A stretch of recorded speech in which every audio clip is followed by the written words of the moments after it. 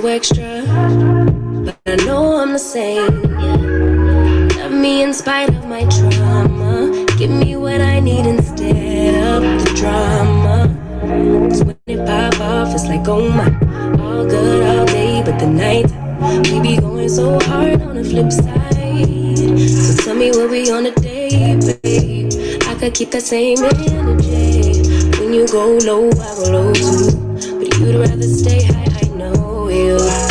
Can we stay high, babe? I'd rather be on that wave, trying to control our emotions. If we on a rise out of passion, we could share love in the ocean.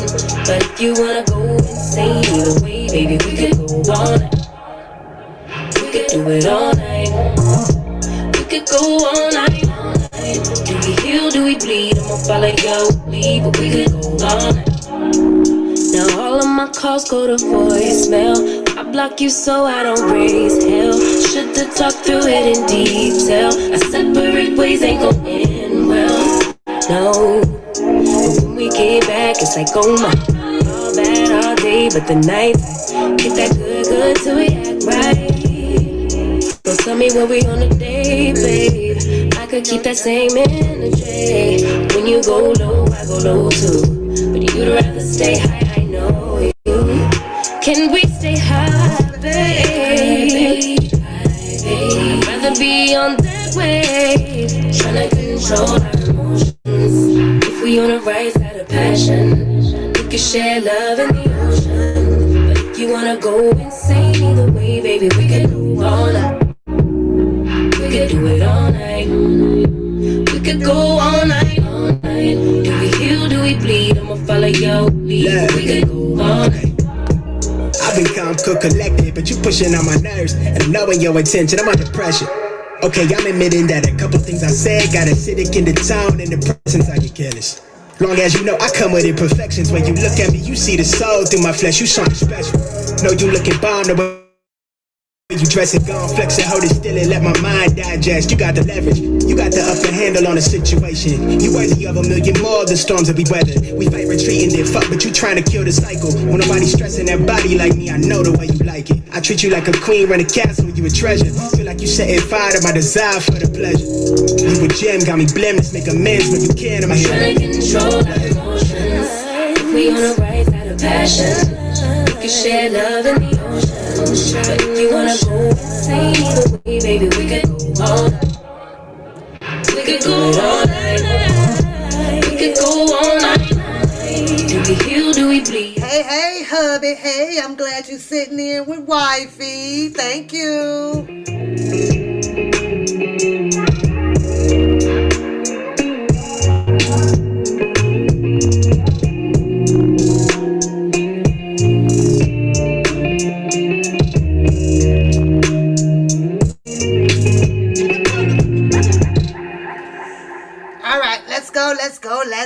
Let's go, because I can't be here all night, even though the song says we can be all night. Okay, y'all, I'm back. I had to do something. Unfortunately, I don't think I'm invited to the party. Somehow, I got nominated to be on nanny care. So, Mr. Baby Noel is on his way. I probably set him right here or whatever. Hopefully he'll sleep. He cries though, y'all. That little boy be crying. My God, Jesus Christ. Shut up. Galatians, welcome back. Simply, welcome back. I don't think I'm going to wait. I'm just going to kind of roll into it. If they come, they come. If they don't, they don't. But I'm going to try to get through at least 3 or 4 more chapters if I don't get interrupted, I guess. So, but let me show you, Galatians, what I got. I tried to show you guys. I ended up getting me an early Christmas gift. 2 new Pandora to put on here. I got to do my separation and add some accent, some big ones up in there. So I'm on the run. I got to catch up with Lily. Lily has one that is filled all the way up. So I'm on a mission now, but they could be a little expensive. So I try to get me 2 of them every other month, 1 here, 1 there, and 2 or so right? But we talking almost 65, 75, $100 a pop here. So, but I'm working on it. I'm in the race. I gotta catch Lily. I gotta catch up to her brace. And I had seen my sister Pandora bracelet in Arizona, right? Oh my God, hers is about halfway there, and she got some beautiful charms on hers that I absolutely love. Dakota is in a race with me as well, but I'm like, no, you gotta earn your charms. And then my two daughters, they have a few of them on there, and then I'll be purchasing my mom another one as well for Christmas. So it's just kind of a family thing that is fun to do. So we're racing amongst each others to fill them up, and it's kind of fun because they'll send a picture or whatever. Mom, I got another one. I got another one. So it's just something that's keeping us a little bit bond, and it opens up the communication too. So I get to hear from them.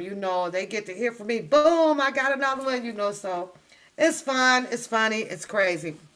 Um, I logged off a little bit earlier. As I say, the phone line is open. I will put it up in the chat because I was like, I'm going to take, I said I was going to take 3 calls, and then I like clicked off the damn live because I had to go. But I'm going to put the number in the chat for open chat. You guys can call in if you like to, and interrupt the reading to, if you want to discuss something from the previous video, then that's fine. You can do so, and we can talk about it.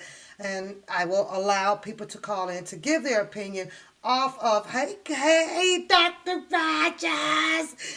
Now, you done brought your butt over here, and I'm all kind of cuckoo and crazy. I come over there for medicine. You can't come over here. You can't supposed to be over here with this crazy ass woman. You know that. How was your day? How are you? And I'm glad you stopped by to say hello. Hello. Good to see you. Good to see you. So, yeah, the number's up. If you have anything that you want to discuss about the previous video, and like I say, I just kind of went back down memory lane. It was Trent's video, so shout out to him for allowing me to have the opportunity to give some of my point of views, or she's so silly, my point of views and my thoughts based off of his commentary of what I think about the situation that's going on with the Don Russell and all of the chopping of the head, to hear, the sisters or whatever being called a whole bunch of bags of bees and things like that.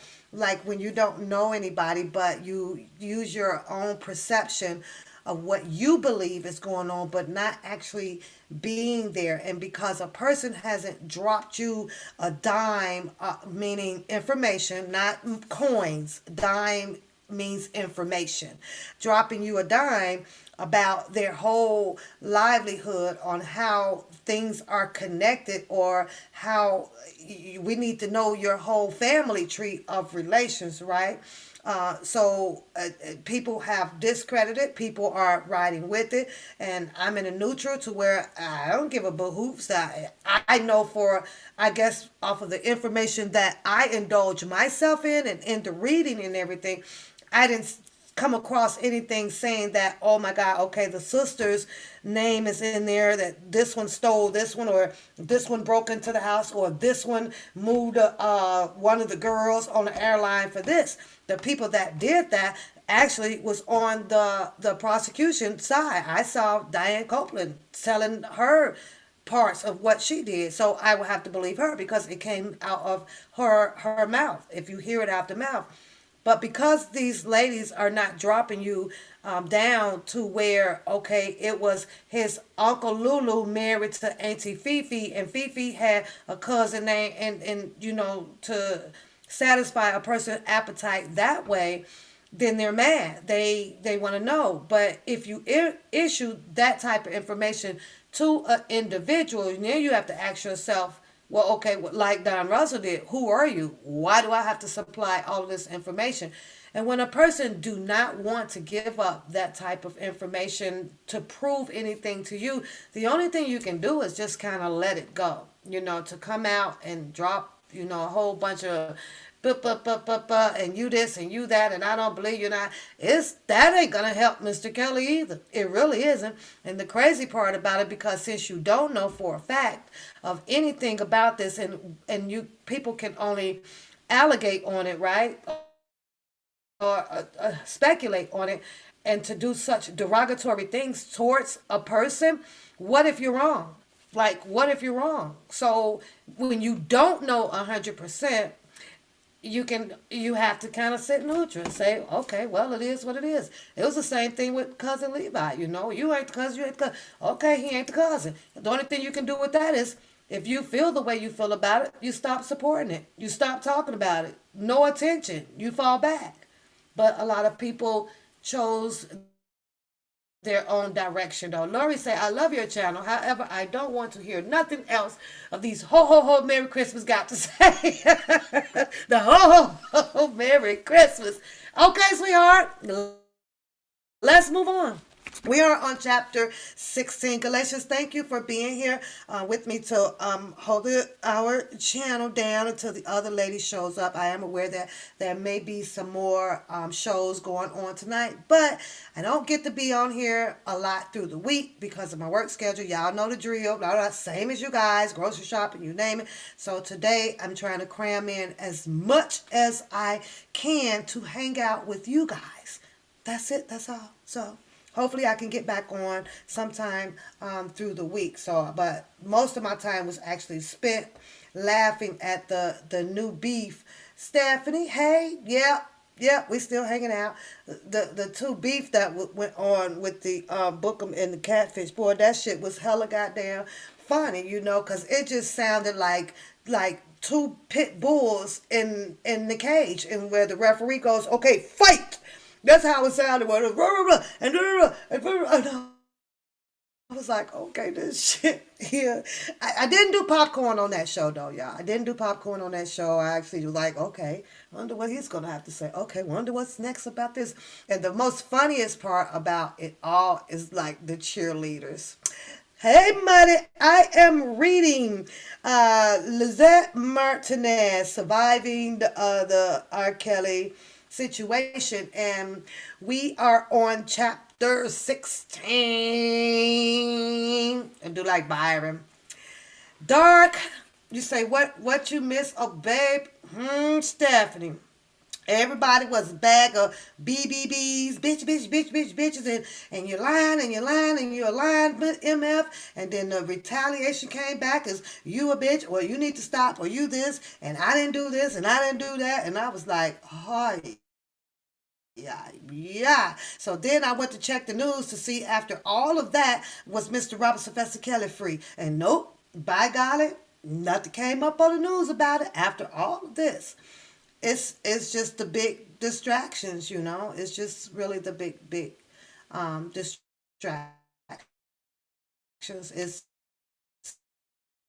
It's the calling out people who is irrelevant about to a lot of people about why everybody actually kept coming out. Why is this one big group of different personalities? What brought them all out? What brought everybody out here? What brought everybody to get to know everybody? Nothing but the one man. You say what's yeah, mm-hmm, mm-hmm, yeah, was him in a mm, yeah, yeah. I feel you, Muddy. I feel you. I feel you on that one, right? But at least I have to know, just like a faucet, how to turn it on and turn it off. It's like, yeah, waste of time, waste of time. Biographies all over. Or every time I click on, I'd be like, oh, Lord, look, like another damn biography is out. Jesus, okay, let's just skim right on past it. It ain't your business. Mind your business. So that's what I'm trying to learn how to do. So mind your business. Just mind my business. And do me. just do my show over here. All right. Let's see what Miss Martinez has to say. Yes, she wrote the book. Yes, ma'am. She wrote the book. Let me see if I can get back to the beginning and oh shit, show you what the I'm on 16, right? Yeah, that's the big. Yeah, see if I can get it up. There's her book right there. You see that? Jane Doe, number 9, Lizette Martinez, and McGregor. Keelan McGregor, How I Survived R. Kelly.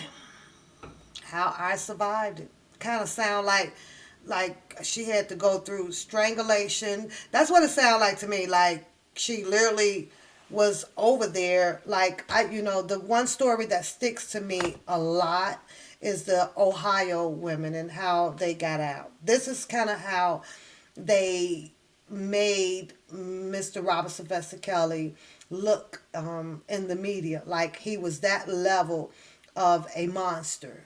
When I survive. Like, what did you survive? Like, you survived what? Oh, you survived what? Like, I don't know. But this is her story. And let's start. Dark, dreamless sleep turns to nightmares about miscarry over and over again. When I fully wake, still in the hospital, Rob visits me. He doesn't apologize. Instead, he just brings a giant teddy bear. This happens a lot. Not sure why it's a thing, but he's really into buying me stuffed animals as a substitute for his words. There are flowers in his hands as well when he sits down beside the bed, his face unreadable. I'm sorry, Zach. I don't respond. Can't respond, even if I tried to. There are no words for this. I just, I had people here in Chicago to work on stuff, and we were in a recording session for a long time. Tears start falling. I can't help it. I was alone for my miscarriage because Rob was in a surprise recording session for 4 days and couldn't check on his pregnant girlfriend right after a hospital visit. A meeting is so important. He couldn't even pick up the phone. Babe, I couldn't leave. Robert, just leave it alone. The snap in my voice shocks him into silence. It wasn't meant to be. I roll to face the window so I don't have to look at him. This is how you treat me after so long. He doesn't say anything, but I don't really expect him to. And at last, I hear his steps shuffle and dim as he walks away. When Demetrius arrives to check on me, I ask for money to get back to New York to be with family. And he complies on the spot. Now, isn't that funny how Demetrius had money to give to her, but Demetrius had to go and take a little ching ching, as this his words, out of the out the wallet and for himself. But let's move on. It's not like Rob is going to be waiting around my room while I recover. Oh, yep, I'm back. I'm back, boo. There are no adequate words for how difficult it is just to be alive in the days that follow. Hello, Sheila. A lot of time is spent in my bed at Ingrid's place in New York, burrowing under thick blankets, trying to forget reality. Lights are always turned off because the dimness helps. You can get lost in darkness. It's harder in the bright of day. Leaving bed is an effort, but leaving the room feels impossible. The only moments I really consider leaving are when I look down through the window and imagine jumping in front of a truck. This thought needles at my brain far too often, blissful, forgetting, though just being done. It's so tempting. If I had more energy, I would probably be more proactive about it. As it is, I rarely leave the safety of bed and even sit down in the shower. Teetering over the bathroom requires enormous effort. Sitting down halfway to the door helps, or lying down for a moment isn't so bad. I need to get back to work, help out with the bills, get my own place. Every day, suicide looks more and more promising as all the delayed responsibilities tumble over me. Like a wave, my chest hurts as though my heart actually broke that day in the hospital. Entire nights of sobbing leave me feeling dry, like the moisture in my head is all gone and there's nothing left to give. This is then replaced by dry eyed staring at the wall. With time, I started to move around a bit, opening the blinds more, chat with Michelle on the phone, nursing comfort from our talks. Thoughts about dying, they're still frequent, but the sharpness of the fantasies has dulled. Eventually, life starts going back to normal, or whatever kind of normal this is. I find a new job, new ways to distract myself from the hurt. Rob has called my phone a few times and wants me to come back to Chicago. Every once in a while, I talk with him briefly, but generally, I ignore it. A few weeks before Thanksgiving, Rob calls the apartment. I happen to pick up. Zed, you're going to hear some things, he mutters in a low tone I can hardly hear. What things? Um, Bad things. Is he crying? Well, just tell me what's going on, Rob. I whisper, hoping no one else in the house can hear me. Just promise me you'll stick by me. I promise what? Well, he hangs up. Ingrid suggested I invite Rob and the entourage for Thanksgiving. So I called and I called and leave messages, no answers. I'm assuming it has something to do with the cryptic phone conversation. Maybe it really is something bad.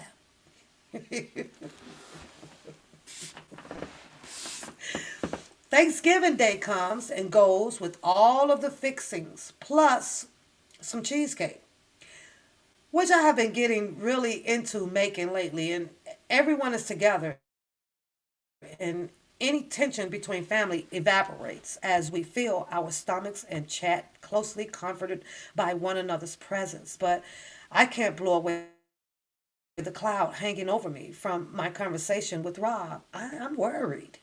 A couple of days later, he finally calls back asking about my Thanksgiving. It was really good. The family all got together, made my own cheesecake, and everyone loved it. Why didn't you invite me? This elicits a huge sigh on my end. Really, Rob? I've been calling for days, running up my aunt and uncle's phone bill on that 312 number that never answers.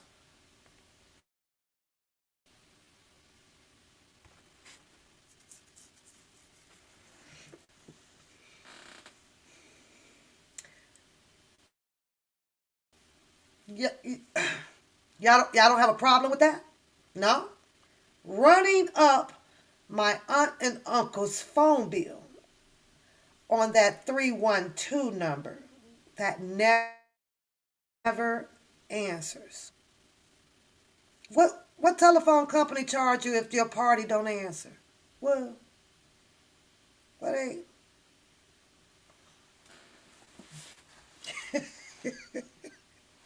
What telephone company, she was here,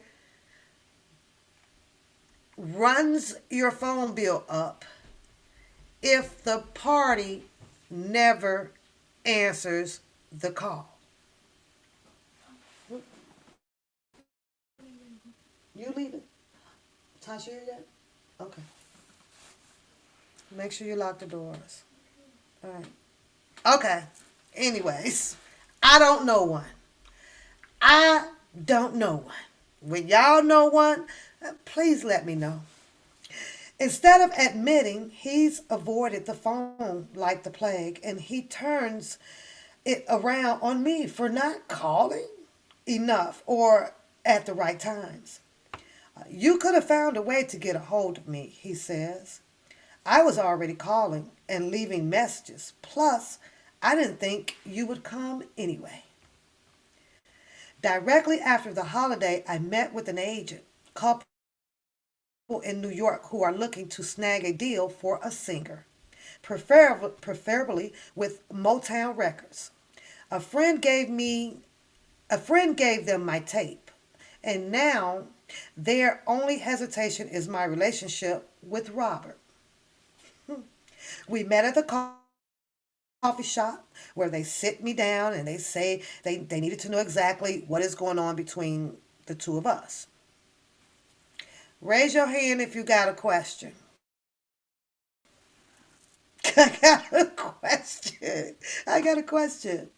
A friend gave them my tape, and now their only hesitation is the relationship with Robert.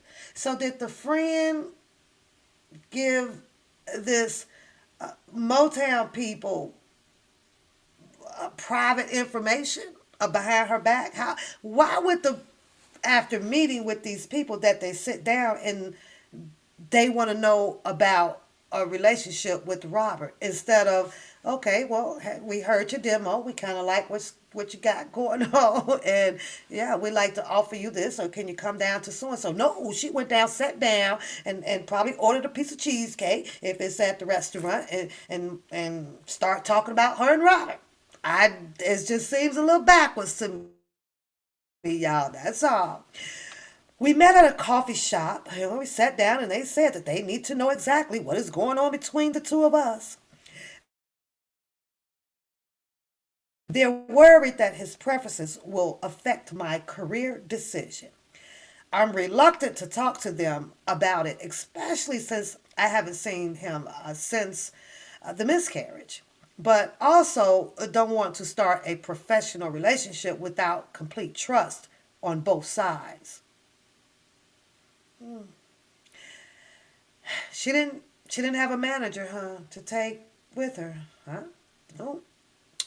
After listening to me ramble for a while, their faces have taken on a distinctively familiar mask of unease.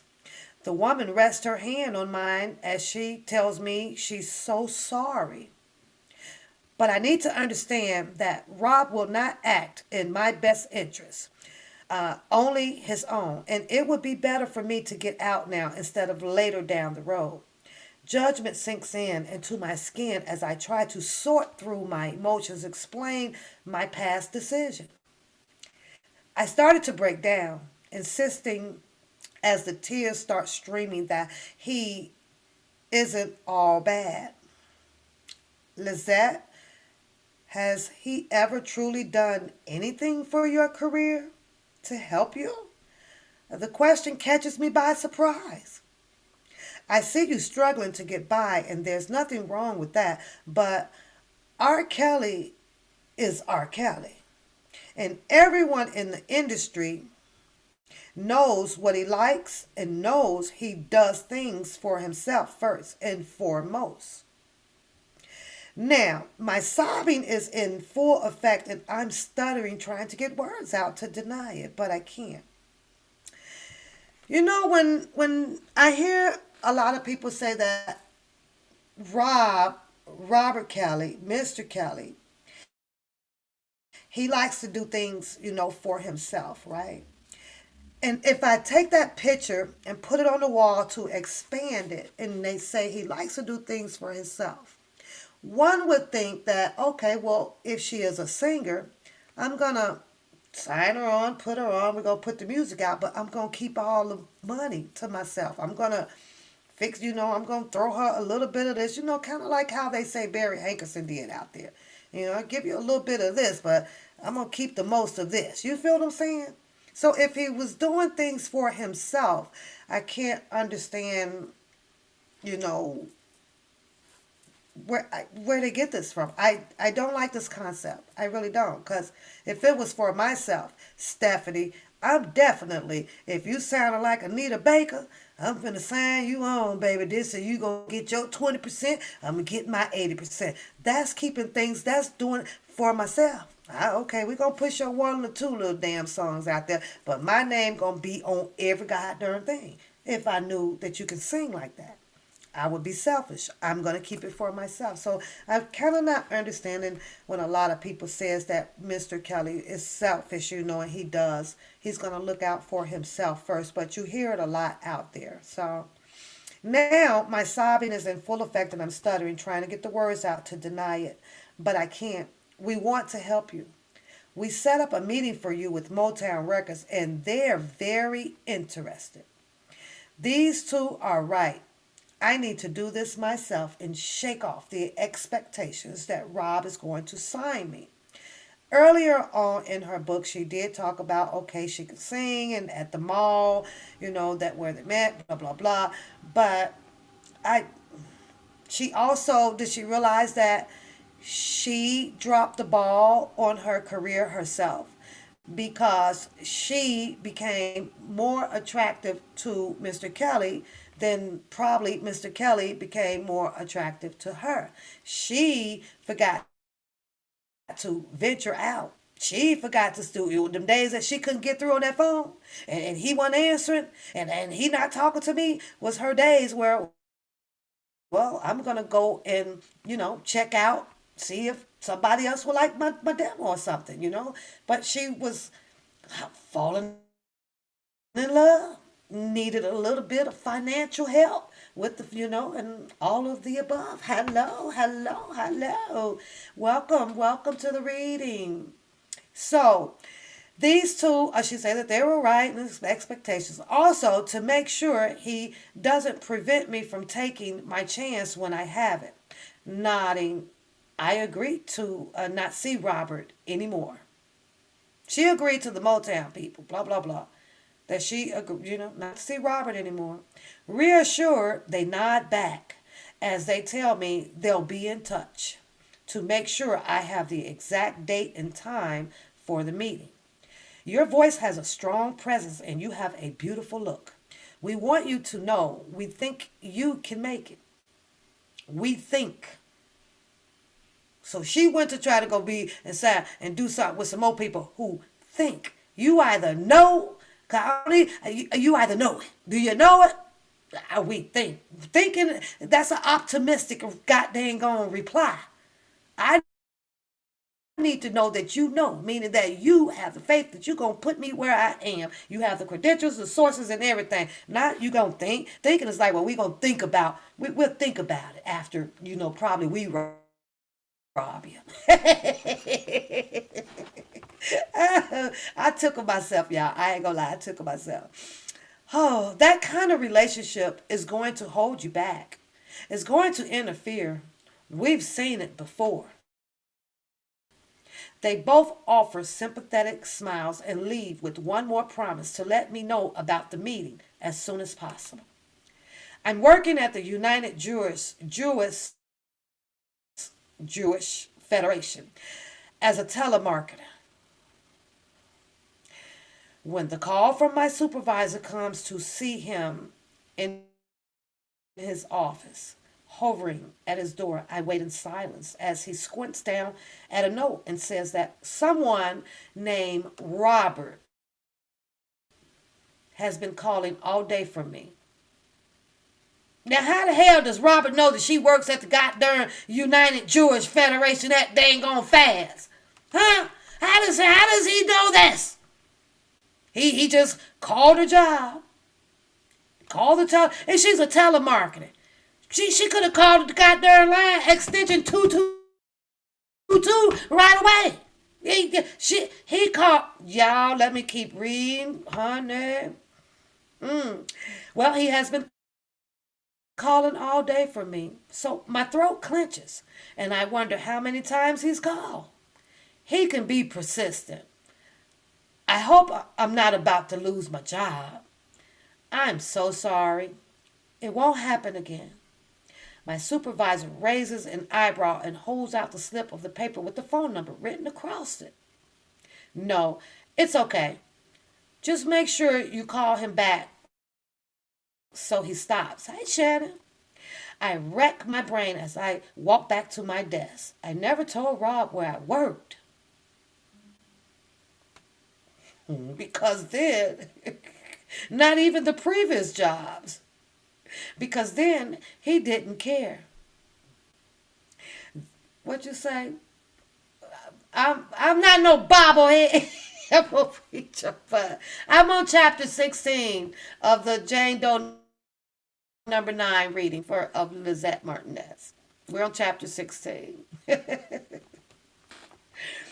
These past several weeks, I've been trying to separate from it all, meaning he tracked me down somehow to get a hold of me here. Mm. Well, I mean, since you very close to Demetrius, yeah, maybe you told Demetrius where you worked at. I'm just saying, it seems to be a little close to Demetrius. So, I don't know. Not unusual given his history, but it's not like he's reached out much lately by calling the apartment. Why would he try to contact me elsewhere? When I get home, I tentatively dial the number, swallowing, panic. Each ringing trill seems to take forever. My heart jumps when I hear the classic click, signaling someone's picked up. Rob, I heard you've been calling. Zach, I really need to see you. And he's crying and mumbling something, but I can't make it out. What's wrong? I can't talk about it over the phone. A muffled noise resonates in the background, definitely crying to block the noise by covering the mouthpiece. Why? I'm starting to lose my patience. Rob? Hello? Why can't you just tell me on the phone? I haven't heard from him in weeks, and now this? Anger swells up until he starts to weep. Well, now I feel awful. Rob, what the hell is going on? I can hear him trying to catch his breath. Finally, he spurters out. You're going to hear some stuff about me that you're not going to like. More sobs. And it's bad, Zach. Really bad. Okay. Well, what do you mean by bad? Like how so? Please come. My heart is pounding. I've never heard him this scared.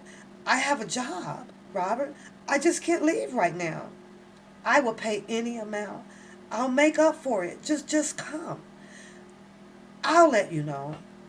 Well, his pain gnaws at me, but that record deal meeting is coming up, and my agents even said agents. Rob would be the reasons that I didn't make it if I kept giving in. Let me think about it, please. I just need a day. As anyone who knows me would have guessed, a few days later, I am being picked up in a limo at O'Hare. The second I set my things down in the hotel room, I snapped up the phone and I called my managers in New York. Their confusion quickly turns to frustration as I try to explain. I saw Rob. I say, Rob was crying, so I had to come. It sounds so lame saying it out loud. The meeting with Motown is in 2 days. Get back to New York now. Per usual, Rob shows up late that night, but this time he's clearly rattled, crying and hardly making sense with his words, stray off at times and practically dissolve into babbling at others. Drunk and upset aren't generally a great combination for important communication. As he starts to get his head straight, I start piecing things together. Something about a girl, he claims. he didn't have a relationship with, and a lawsuit. I didn't do anything wrong. I didn't. He keeps repeating. He collapsed on his knees in front of me. Someone is bringing up these lies against me, and I don't know what to do. I can tell he's fucked up on something. Please stay, Zed. Don't leave. For the second time in 24 hours, I've called my managers. This time is to tell them that I don't think that I can make the Motown meeting. Understandably, they're upset. The meeting can't happen without me, so they remind me that this is my chance, that there might not be other opportunities if I bag out now. My stomach twists as I repeat that I probably won't make it back in time.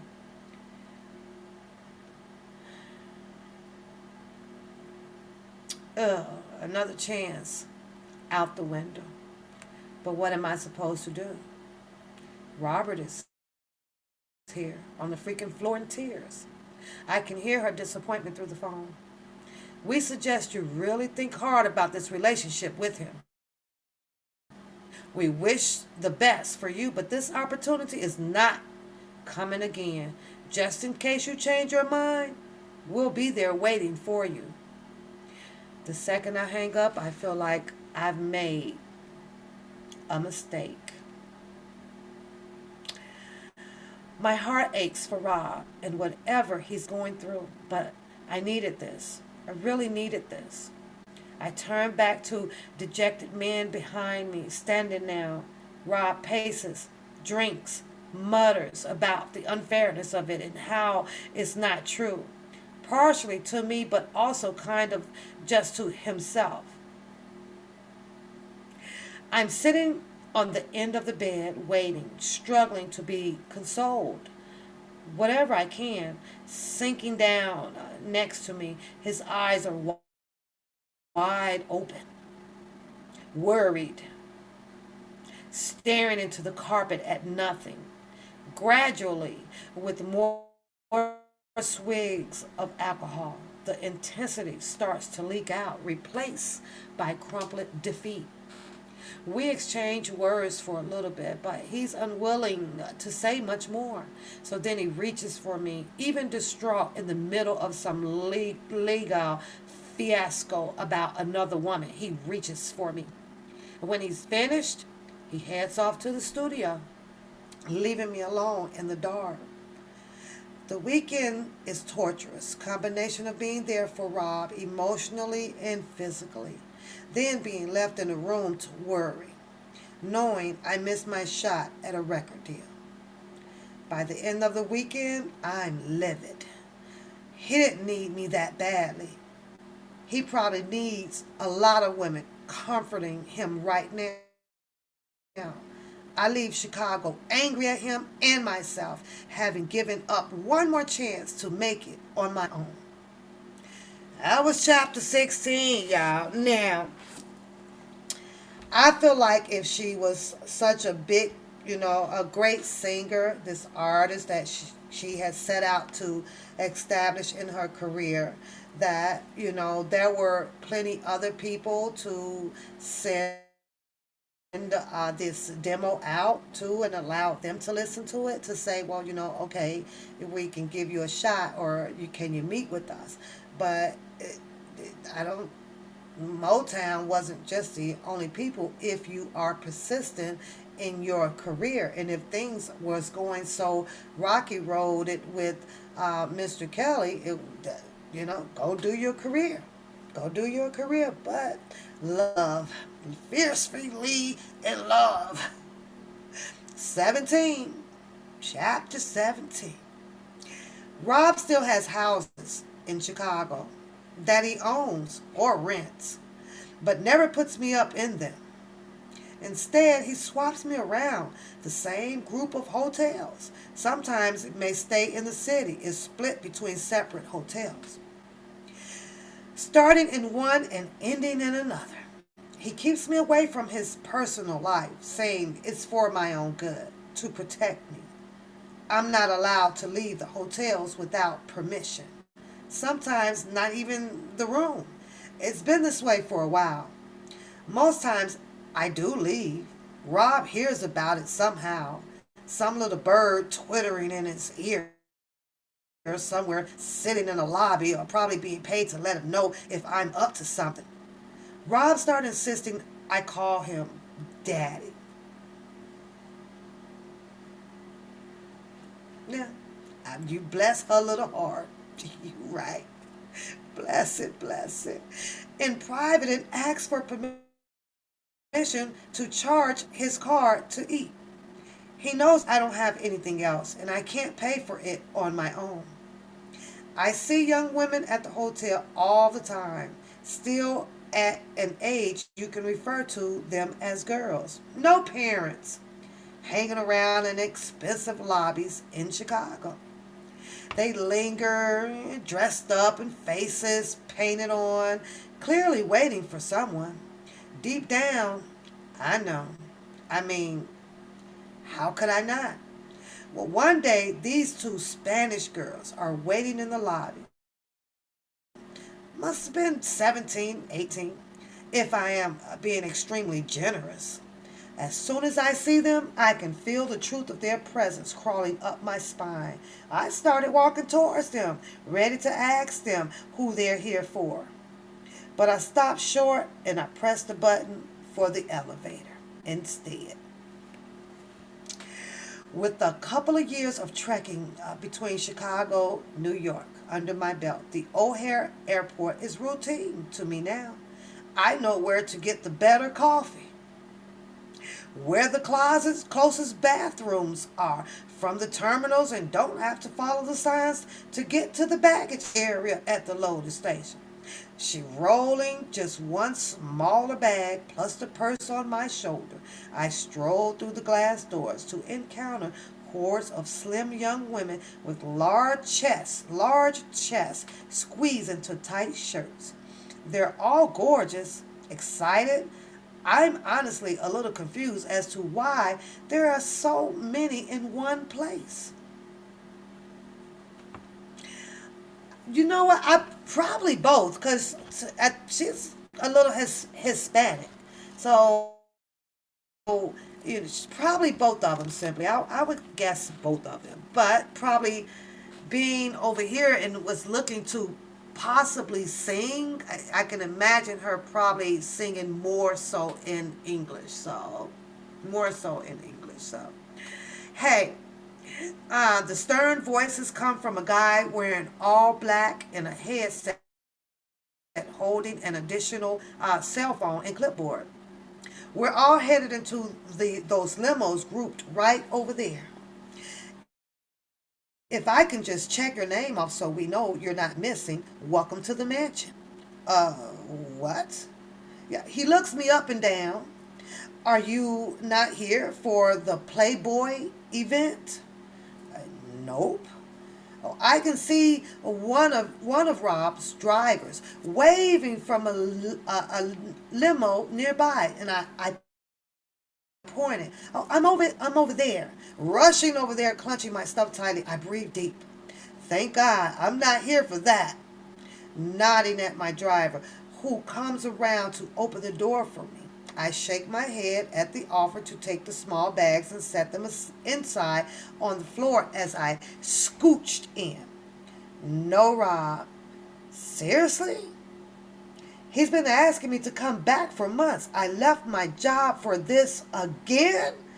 Breathe deep to stay calm. I watch the city go by and the traffic. More traffic than city. Pulling onto an exit, we swivel a bit on a mix of one-way, two-way roads. Arrived at our destination. A valet opens the door and offers a hand to take the limo. Grasping his hand and pressing my heel down hard to lean out and stand. I look up to see where I'm placed this time. The Hotel Nicole. A good spot, one of the usuals, and my friend works here. Come on, you guys, get me. So I've been hearing this goddamn, I meant this darn name. You can't be doing too much cursing. Hold on.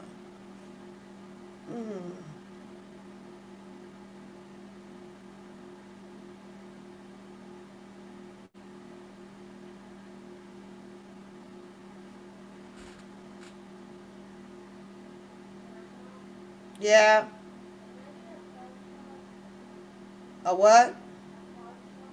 Yeah.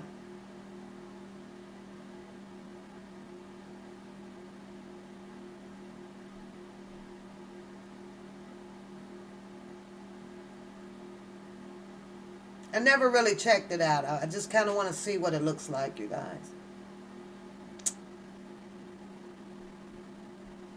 Hey, I open it up because I'm pretty sure my email is going something's going to come back and be like, "Oh, we saw you interested in looking at the Nicole Hotel." While that recycles, it comes up because it's loading mighty slow here. I'll keep going. A good spot, one of the usuals, and my friends works here. But I am so pretty sure there's no Rob on the way to welcome me. At the front desk, I state my name, and once more the desk agent gives me a knowing nod and repeats, "Oh, someone else's name," as she hands me the key. It's never under Robert Kelly. Ever. Where's the picture at? God dang darn it. Oh, there it is.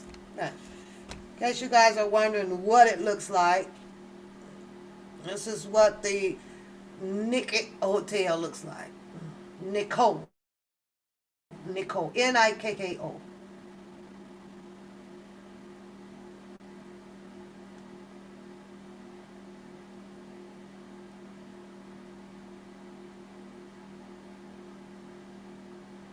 Okay.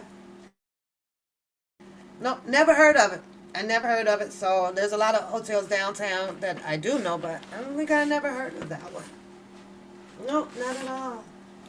So I guess there was a hotel that we also missed when we were downtown Chicago doing the walks and things like that. Hell, we all could have stayed in the Nico Hotel and asked for the room that Lizette Martinez stayed in. Yeah, because she was in there. She was in there. Yeah, we should have done that.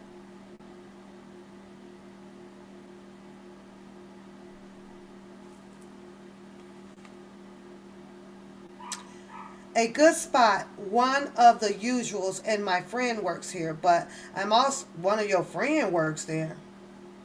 She got she had a friend that works there from oh, okay. But I'm also pretty sure that there's no Rob on the way to welcome me. So at the front desk, I state my name, and once more, the desk agent gives me a knowing nod and repeats someone else's name as she hands me a key. It's never under Robert Kelly. We did that.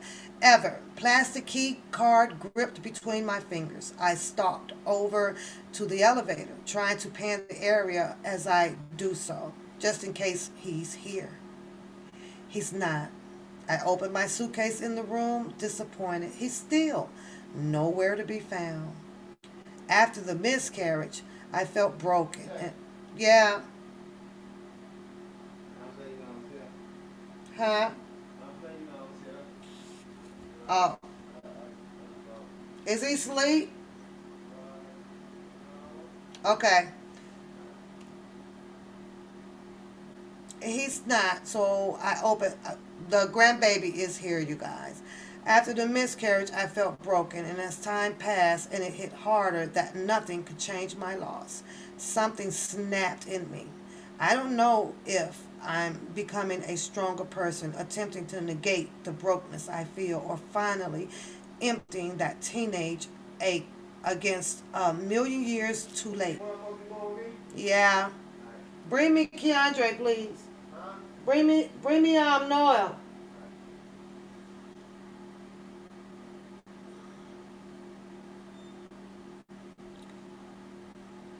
I'm becoming a stronger person, attempting to negate the brokenness I feel, or finally. 1 second, y'all. Give me a second, you guys. Where's the baby? Wait. How long y'all gonna be? Oh, shit. This ain't no all nighter. She ain't tell you? Mm-mm. It's her thing. Mm-mm. What she want to do? This is not an all nighter. Make sure you lock the bottom lock. Okay. Right. He should have his shoes and stuff on. Okay, one. Nah, I saw. Put them on. Please, come in.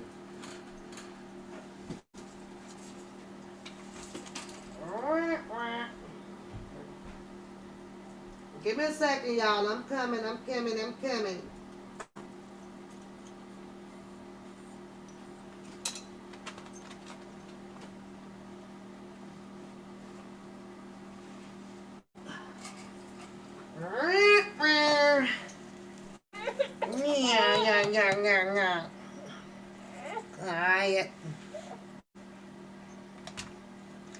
Quiet.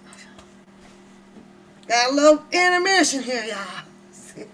Y'all say hello to Mr. Noel. Do you say hello to Mr. Noel? Noel, you guys.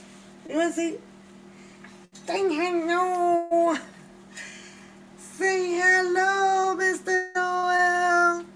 Did you say hi? No. Teddy gets jealous, y'all. So he may be knocking down a whole bunch of stuff to get up here, but he is literally like jumping up and down.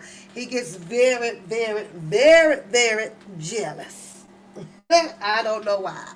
It's like, oh no, no. You can't be holding the baby. Let's put him here. I'm going to do about another, finish this chapter off, and then I'll go up and try to get him down. My daughter's having a party, y'all. Having a party. Pretty. So, and I have to go to work tomorrow. Now, this is going to make me not go in. So, I know, come and get him. He precious. Get your butt over here, and you go on nanny care. You do it. You do nanny care. I don't mind every now and then, but baby, this one here, this is a on-demand baby. I ain't one of them loud cries, one of them loud screeches that make you get, I want my milk right now. That's how he is, right now. Like, okay. So, after the miscarriage, I felt broken, and as time passed, it hit harder that nothing could change my loss. Something snapped in me. I don't know if I'm becoming a stronger person, attempting to negate the brokenness I feel, or finally emptying the teenage against a million years too late, but I've started caring a lot less about Rob's rules. Girl, I'm pretty sure you will. And I think that's his problem. He is a lap baby. Yep, he's a lap baby. When someone doesn't show up for the loss of their child, your child, it does something to you. Hence, my automatic stroll to the room's minibar in his absence to see what's up. I try calling, but there's no answer. So I do a little post-flight grooming. Slip on something for Rob's first glimpse. And head down the elevator to check with the front desk. Any messages from Rob? No, my apologies. I'm not seeing anything. Were you expecting a call? Possibly, but no worries. Pushing through the hotel's main glass doors, I wandered over to the street corner, away from the valets, and leaned against the wall to smoke. Technically, this act alone isn't allowed, according to Rob. I left the premises. Didn't even ask to rub it in a little extra.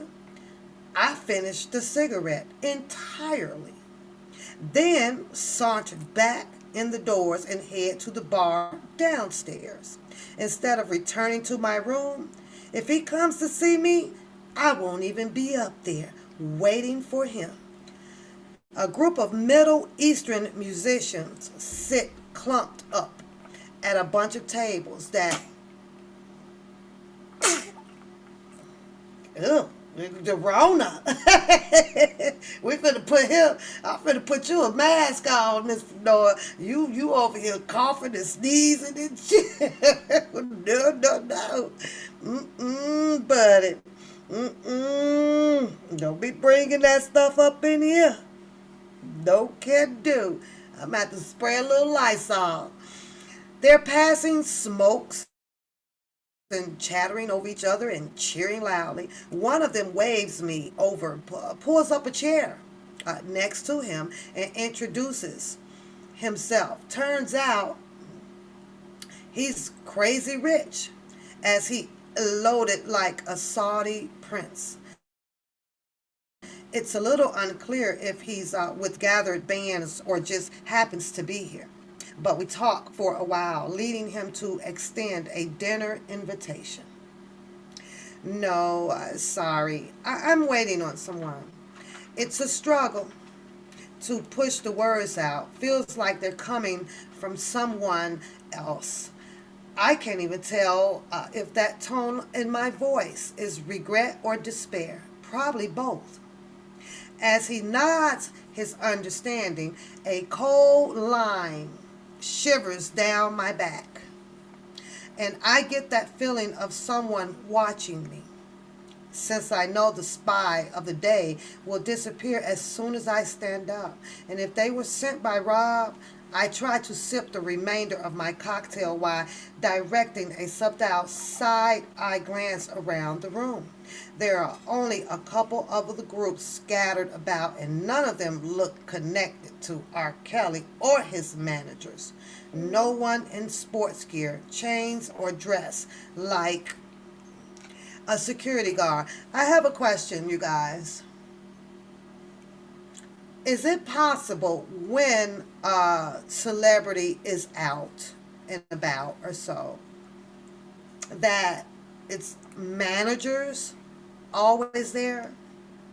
I was under the impression that a celebrity, when they're out and about, that they usually would have security. Am I missing something? I've never known where you have managers out and about with the celebrity, especially after business hours. Especially if he's retiring to go lay down or things like that. It's usually like security. At least that's what I thought managers are. I know, right? Oh, God. Because everybody say he always has his managers around. He always has his managers around. I'm like, huh? Why would the managers be around doing security work? Managers is people that manage your music business, right? They sit at desks and they do all of that level of stuff, not go out and get ready to fight somebody because somebody is coming after him or something. I don't know. A few hours later, the knock at the door comes. I can already tell by the aggressive knock that it's barely is not happy. Swinging open the door, a pissed off Rob braces himself in the doorframe. You think that I don't know what you're doing? As he strides in, livid. He seems to swallow up the whole space, even the air. You think I don't know that you're smoking cigarettes outside by yourself and talking to some fucking old man? I'm backing up fast. My heels catches on the carpet. Think, I don't have people watching you, Zach? I was just bored, Rob. You weren't here. It feels like you're never here. And I came to see you. I don't want to hear that shit. That's why I don't take you seriously. You hear me? His hand clamps around my neck and wrangled me onto the bed, coughing and gasping. I can't see my face. It's blurred by the front era lights shining from behind. That's why you're never going to make it. You dumb bitch. You don't listen to me. His hands release my neck, But the rage that fills the room makes it hard to breathe, and the darkness is thick, like there's weight in it. Smoking a cigarette, some old man. You want an old man tonight, bitch? My feet slipped on the bed's top cover as I shift myself up against the backboard. I coughed and cried out. You weren't even at the airport to pick me up. You've been asking me to come for months. Why am I here? The second words leave my mouth. I want to pluck them back in and swallow them whole. Never let them float into existence in the first place. I'm busy, Rob screams. Now a dark figure at the end of the bed. What? You don't know that I got a Grammy Award now? I'm doing big things. I'm friends with famous people. And you think that I have the goddamn time to pick you up from the airport?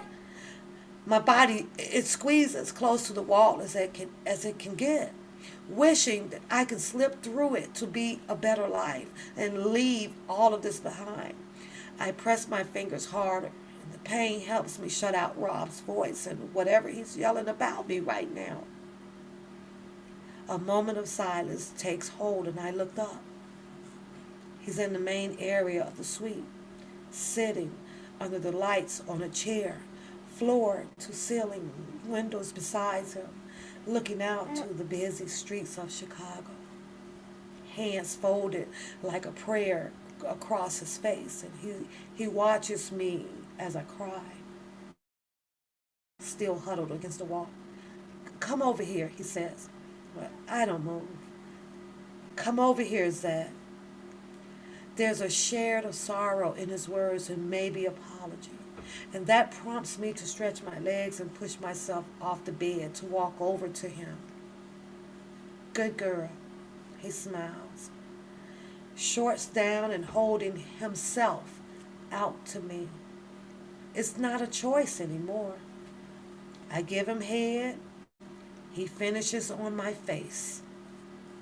My head dips down as Rob sighs and pushes a hand towel at me, wiping at my cheeks. I stumble to the bathroom to shower, feeling off the grind, the humiliation, the knowing that I don't have options. I made choices, and here I am. Yes, Stephanie. Yes.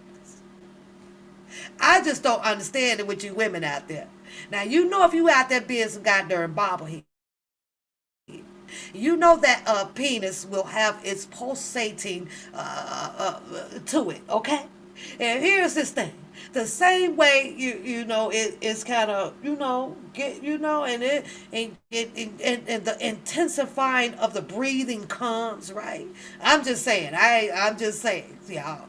And you know, it kind of goes fast and then it slows down. At the minute it kind of slows down, you know something is about to ejaculate out. Bitch, you gotta dodge. You gotta dodge the bullet. Oh hell no, motherfucker. Hold on. No, not the face cream, not the motherfucking face cream. I'm just saying that because it's an easy getaway. Now, I ain't no bobblehead, nothing. I just happened to catch it on the show. It accidentally came on one of them adult channels. I was like, move, bitch, dodge, motherfucker. But then the men, they sell you the story. I'm just saying, the men will share you the story. They sell you the story. They have conditioned you women out here that has you guys believing, oh, it's protein. It's protein. It's protein. It's the best facial mask that you can have. It's going to clear up all of your acne. Well, if it was the best goddamn protein, somebody want to tell me why they don't sell that shit in Walgreens in them goddamn restoration cream aisle? Huh? Why that shit ain't... Why? You know what? I'm going to market that shit. I'm going down to the sperm bank and collect. I'm going to pay $1,000. I want to get all these goddamn sperms and sample and this shit, and I'm going to patent it, and it's going to be called One Pap Facial Mask Sperm Clear Up Acne Cream.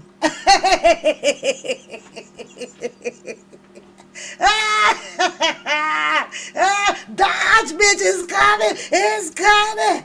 They breathe. Oh, and then they slow it down. And guess what? It ain't no difference from goddamn the space shuttles. The fire come. You get the fire underneath it, right? You see them got the space shuttles get ready to take off, right? The fire. And then take off. Dodge, motherfucker. Hey, hey, I ain't no bobblehead. I saw that shit on the movie. I was screaming at the TV, telling the old white girl, "You better move, bitch, it's coming, motherfucker. You better move, or you can stay your ass there and have the best goddamn facial cleanup skincare on the fucking market." I'm just saying. Now I'm gonna have to go back and look at Lizette pictures. I better not see not one goddamn pimple on her face. Not a one. That you done had so much squirting in your damn face. Your shit better be baby booty smooth.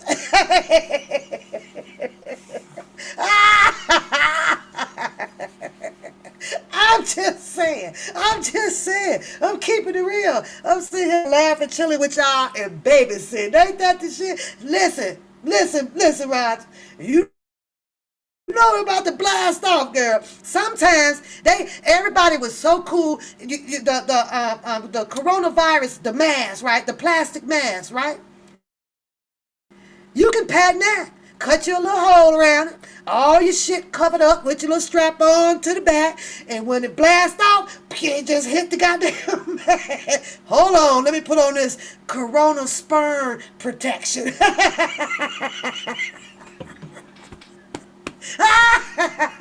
What's that? A protection, nigga. Protection.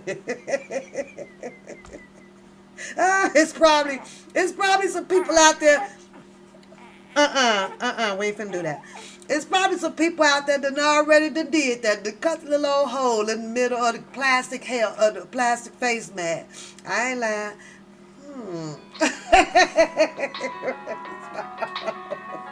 I'm serious, y'all. Hold on, I gotta get the phone, y'all. Just give me a second.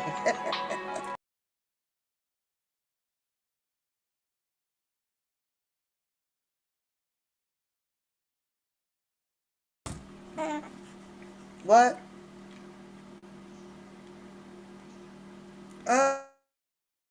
Sitting here babysitting, cracking up. I'm laughing at these women.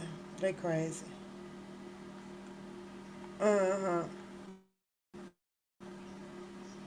I guess he can't come to the party.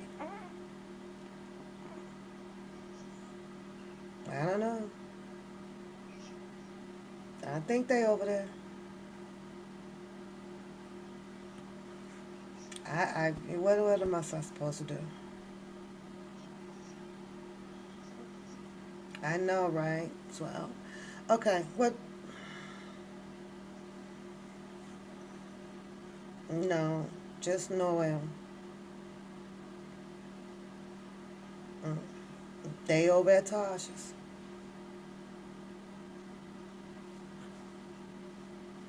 Okay, I'm on my thing. What's up?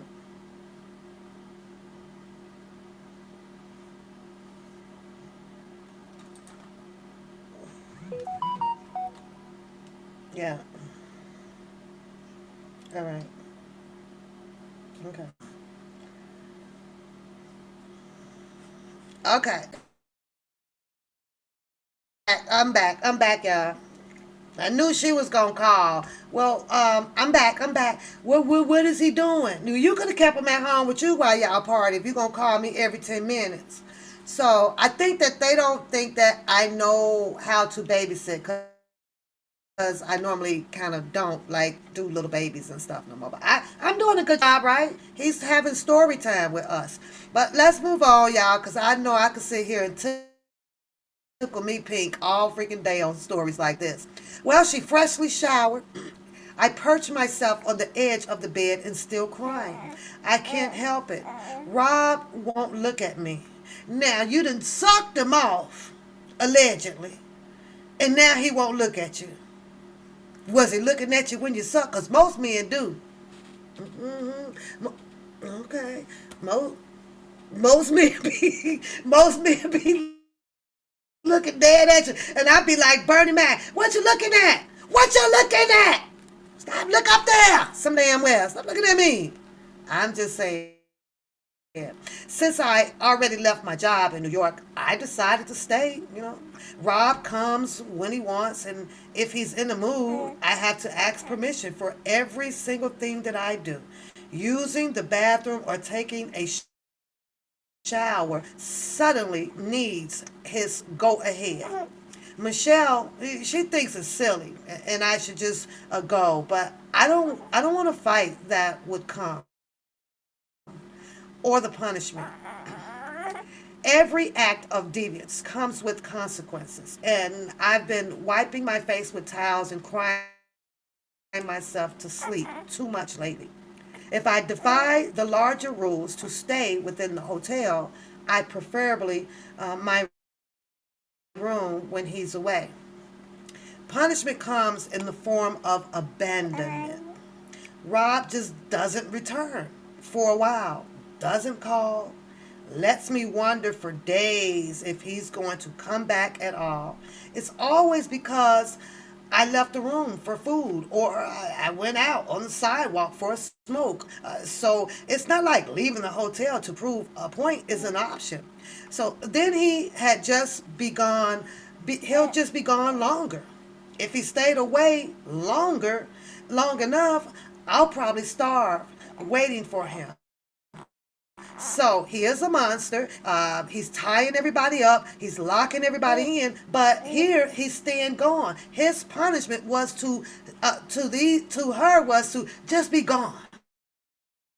I'm just going to be gone all day. But how do they fight him back? By saying that because he is gone and, I can go out and smoke and stuff, but I just can't, I just got to have that permission to eat.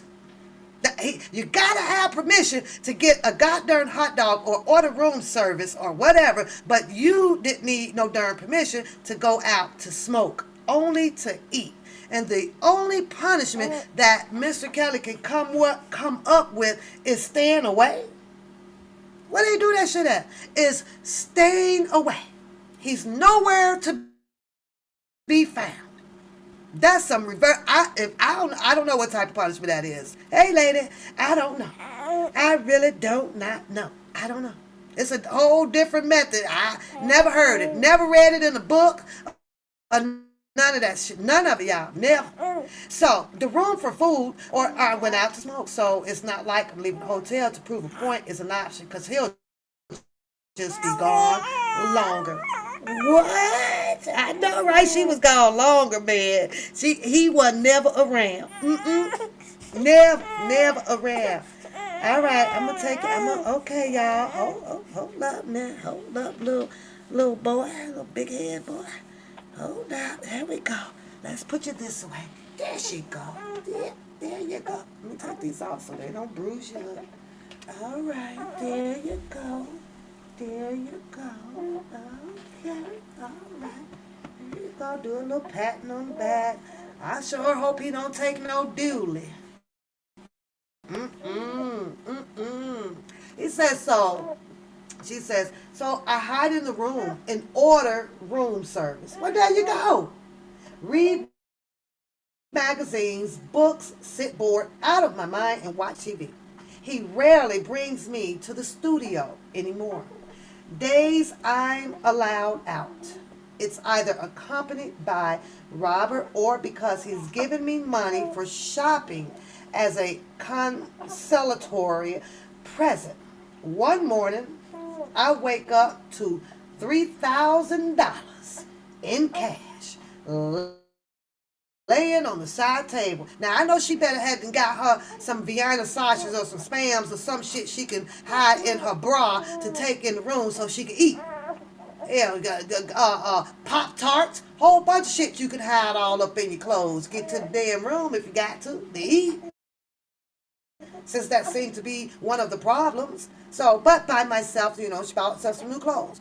It's probably, uh, uh, what? It's probably a good idea. My wardrobe consists of a few items I packed on the way to Chicago, not expecting it to turn into more than a week or two. So I repeat the same pieces over and over with adjustments. Excitement flickers at the thought of fresh clothing and new dresses, but it plunges as soon as I picture myself entirely alone in the bustle of downtown Chicago. Since no one has been able to take me anywhere, and I haven't been allowed out by myself to wander, I don't know where anything is. There's a well known mall somewhere, but I don't know if it's a reasonable cab ride or if I had even ended up at the right place. Y'all know how big downtown, you can't miss a restaurant, y'all. You can't miss one. They every goddamn well. Everywhere.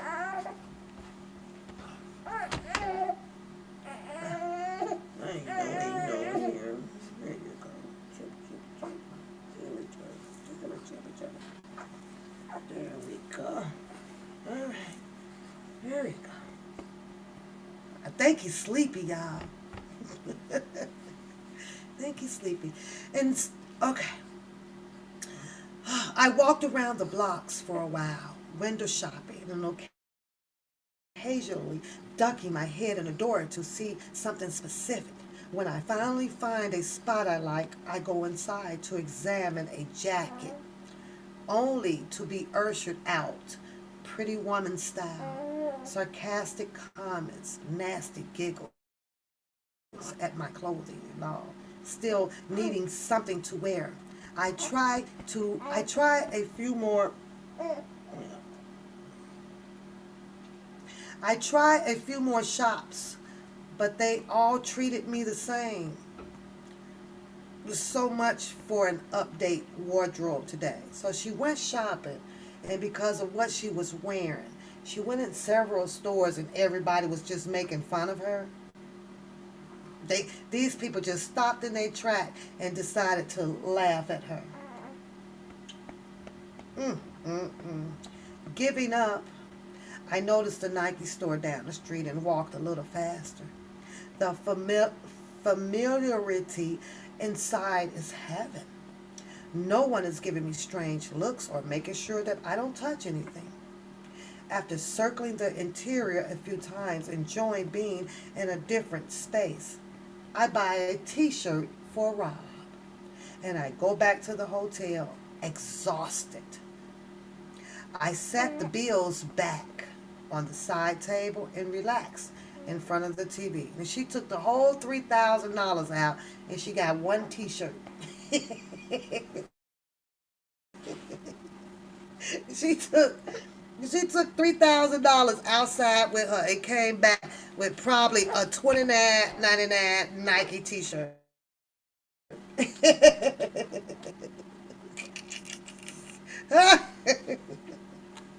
Oh, Lordy, Lordy, Lordy, Lordy, Lordy.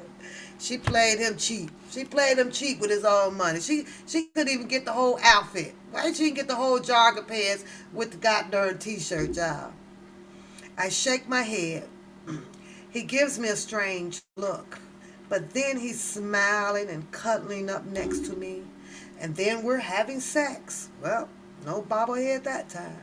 Rob stops us temporarily to buy a pay-per-view porn to watch on the screen while I get him off. It's been on before, but not quite this raunchy and not with all of the male cast. Maybe he secretly wants to date men.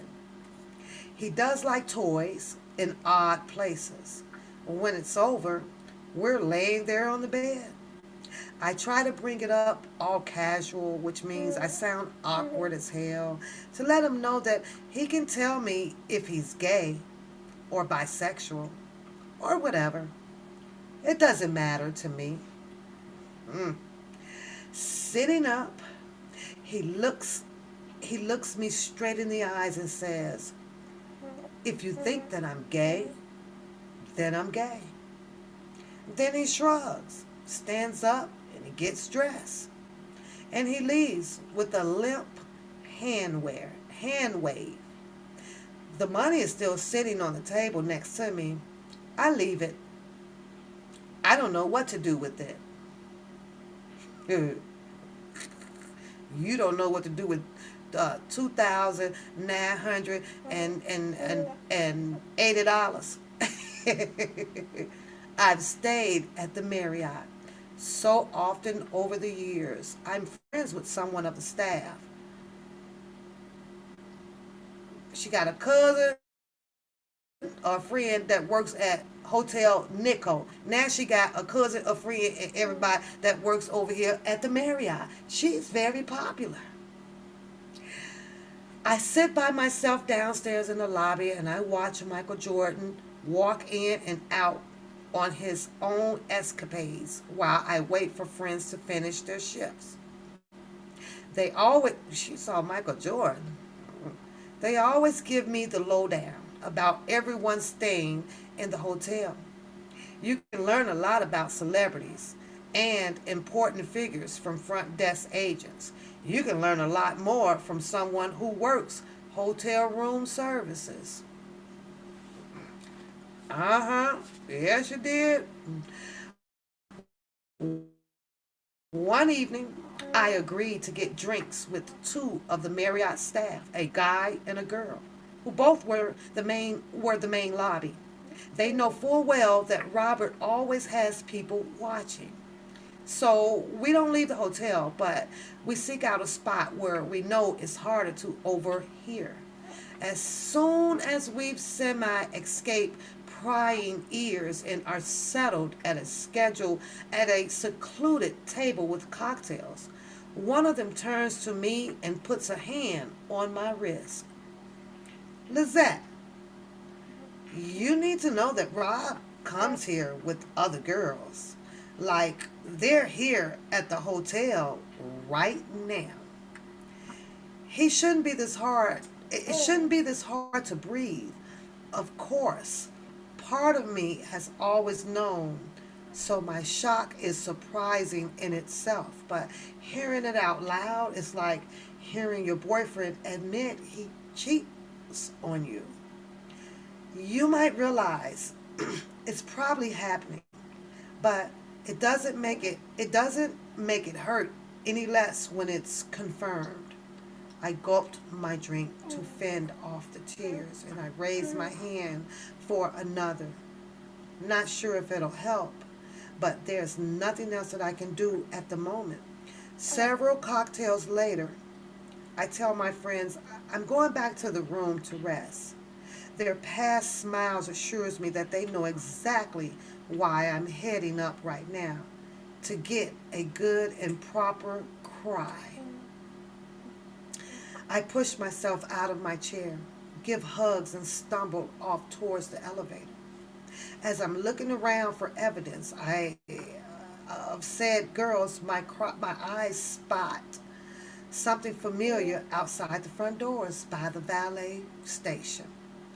My heels clicked as I strut faster until I reached the door and rest a hand on the presently white glass. Robert's favorite car is sitting right there. The young valet just now getting inside to formally move it to the underground parking lot. Rob's definitely here at the hotel, just not with me. Now, the waterworks are legit about to start, so I swivel around and march back to the elevators. The moment I'm alone, I let myself slump in defeat. You knew all along, didn't you? I managed to fumble the key into the door and I let myself in before I crumbled to pieces.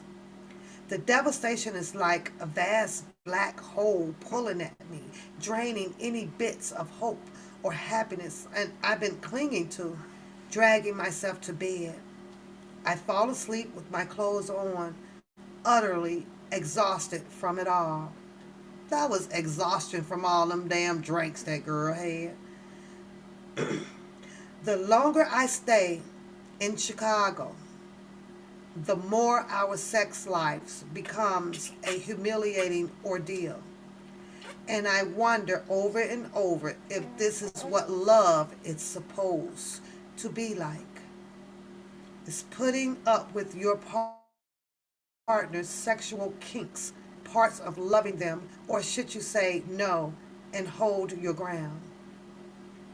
And what happens if I tell him no? He would probably be upset, refuse me, and then our relationship is ruined. Over. On top of it, Rob won't wear condoms. So I pray all the time that whoever else he might be seeing is clean and healthy. The romance in our intimacy died a while ago, if it was ever really there at all. Lately, I felt like I'm just a sex object, a doll to get pleasure out of whenever Rob pleases. I won't see him for a couple of days, and then he'll show up, want me to perform in some way, and maybe stay the night or maybe go to dinner. But generally, he just leaves right after. The brief visits are more common when he stops by in the middle of the day. It's at the point where it's not uncommon for him to burst through the door, and around lunchtime, I immediately take off his shorts and make me give him head. For him to burst through the door around lunchtime, immediately take off his shorts and make me give him head until he comes all over my face. This girl ain't learned how to dodge at all.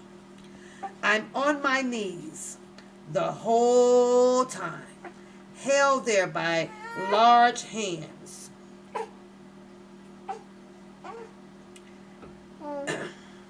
The worst part is that it's usually after he's been playing basketball. After he's been, everything is sweaty, rank, sticky before we even start. It's not unusual for me to cry through it, which sounds weird, right?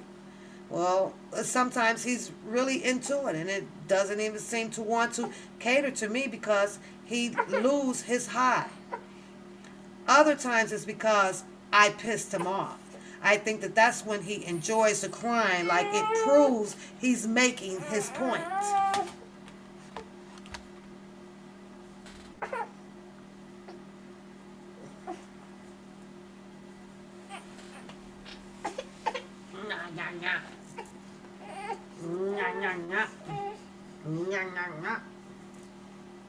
He mad. I hope they ain't dropped him off hungry. I hate making freaking bottles and crap.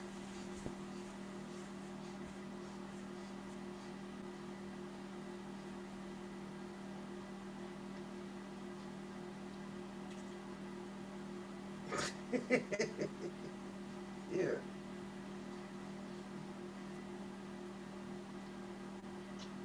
They might have dropped him off hungry. Hungry, hungry, hungry. It's my baby. I just had it right here on live. It's grandson number 4. Here, come and get him. Come and get him. Come and get him. Come and get him.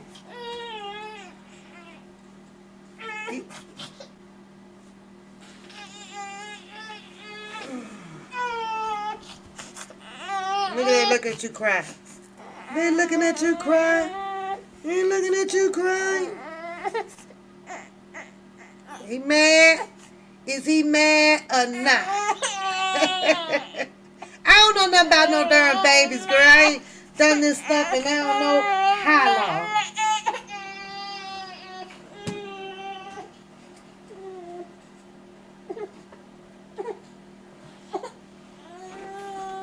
Ta-da-da. All right, y'all. Give me a second. I'm gonna try to get through this chapter here.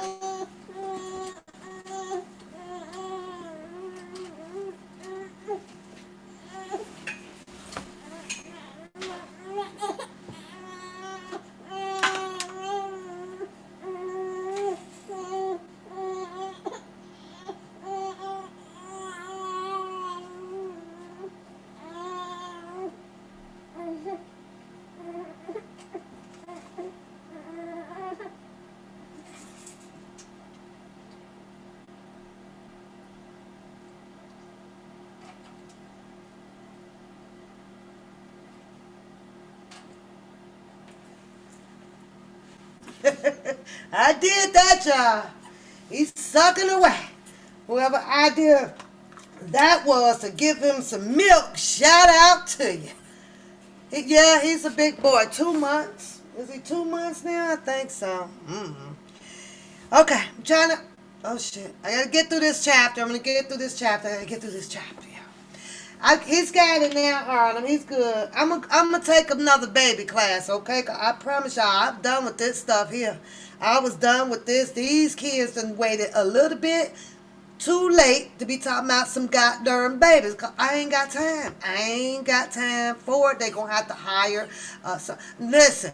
You going a little too far. I ain't changing no goddamn pamper. They should have put a dry one on them, and then they need to get the super soaker ones so that it will last until they pick them up. That's what they get, the super soaker pamper. I ain't got time. I ain't gonna put a catheter on the baby where all I got to do is attach a hose and it run to the toilet. Gotta make my life easy if you want me to child care for you. I'm just saying, you gotta make my life easy, honey. I ain't. No. I don't like them. I don't like them like that too much. You say it's boring. Ooh, okay, I think we almost through this chapter. It's not unusual for me to cry through it, which sounds weird, right? Because sometimes he's really into it, and it doesn't seem to want to cater to me because he'll lose his high. And other times it's because I pissed him off. So I think that that's when he enjoys the crying. Like, it proves he's making his point. Those days are super rough physically, and I mean, it's always rough, but that's just how he is. But those stretches, they're hard to get through. My scalp hurts afterwards from the pulling of the hair. I cry after he leaves too. So at least it's good that he splits directly after getting his relief. When does he finally walk out the door? I'm always so mad at myself. I don't want to do this stuff, but for some reason, I do it anyway.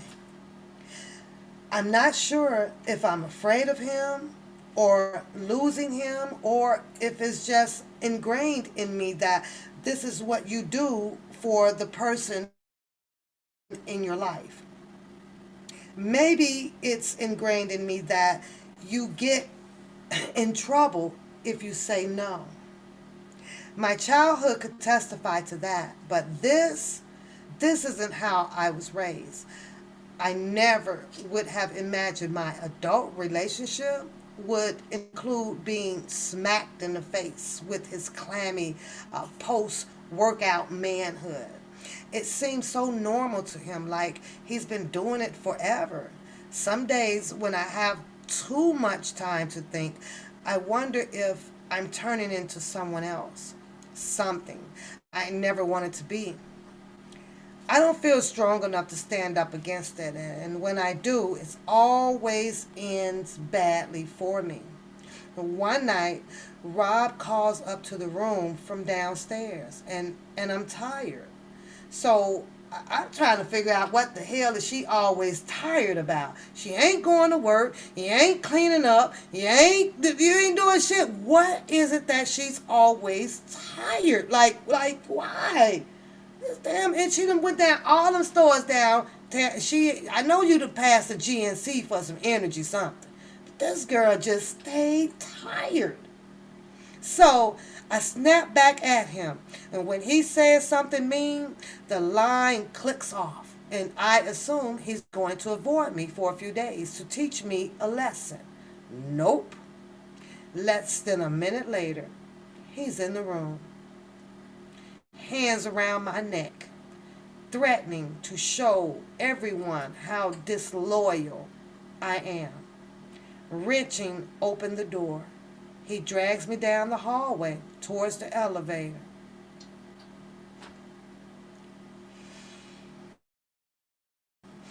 My kicking, screaming, and crying do nothing to deter him until we're almost there. The second he loses his grip to press the down button, I'm flinging myself down the hallway and sprinting back to the door. He runs after me, catching the door before I can slam it shut. Within minutes, security is called. Security is knocking, and Rob motions for me to answer. I crack the door and I peer out into the bright hallway at a large rumpled man with a badge signifying his security status. Miss, are you okay? Rob stays hidden behind the door, but he's so close I can feel the heat of his breath on my shoulder. I'm, uh, I'm fine. Now, remember she was kicking and screaming and crying all down the hallway until she gets to the inside of the door. But somehow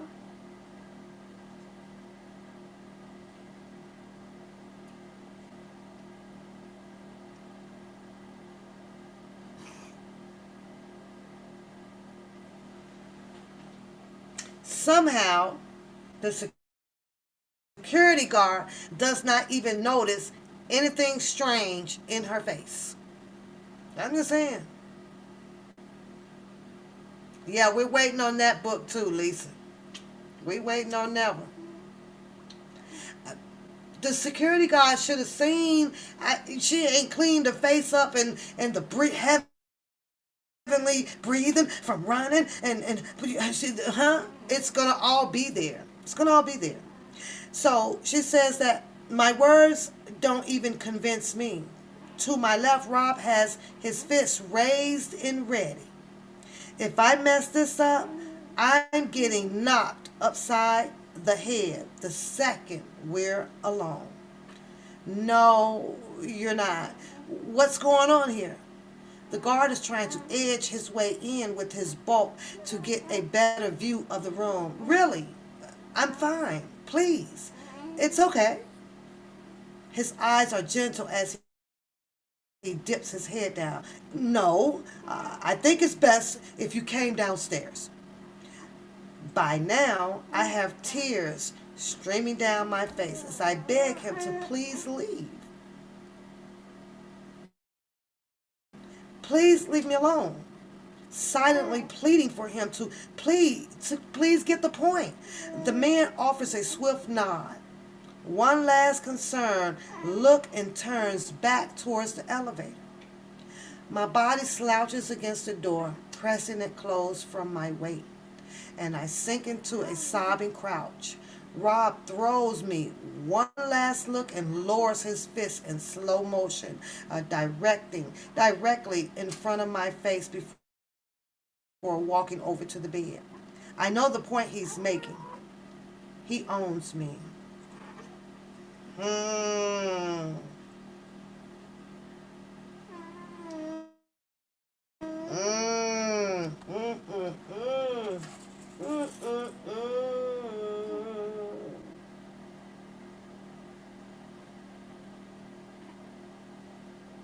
Well, what do y'all think? What do you guys think?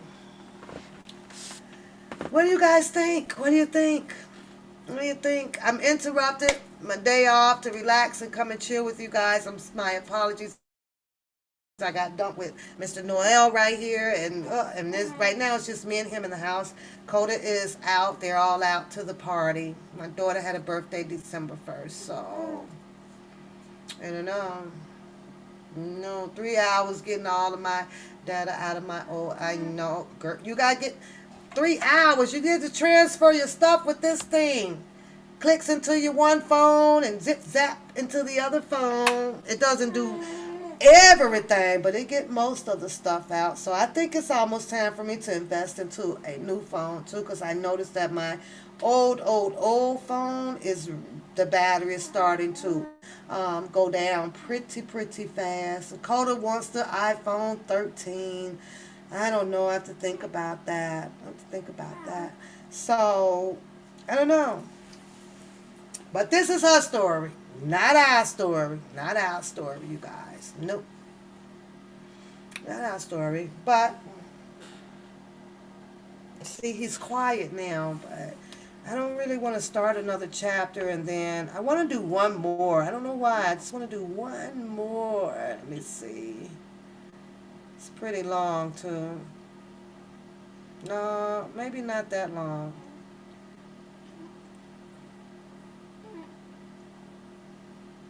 What do y'all think? One more? Buy your book? Girl, send it to me. I'm going to buy it. Send it to me. I will buy it. What do y'all think? Y'all want to do one more? One more chapter? Chapter 18? We could probably get through one more chapter. One more? One more? Yes? No? Should I go do nanny care? What are you guys thinking? What are you guys thinking? Shout out to the people that is actually reading it. I saw, I think that was Juicy.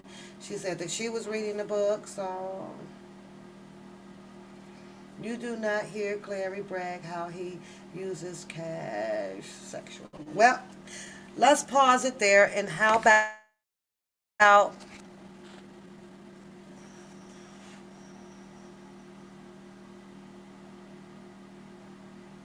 I agree. I totally agree with that one there, Rogers, Miss Dr. Rogers. I do. You say it's only one chapter. You want to just tell us about your one chapter? You want to just tell us this book here actually is very similar to her story right here, which I will play for you guys right quick, and then I'll be back tomorrow. Let me see, what did I do with it?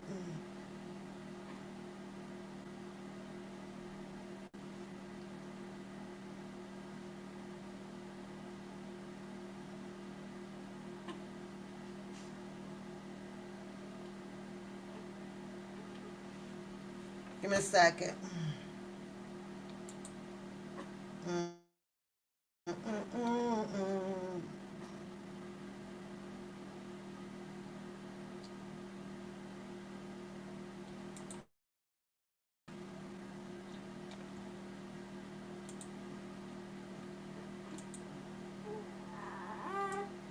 Hush, boy, hush.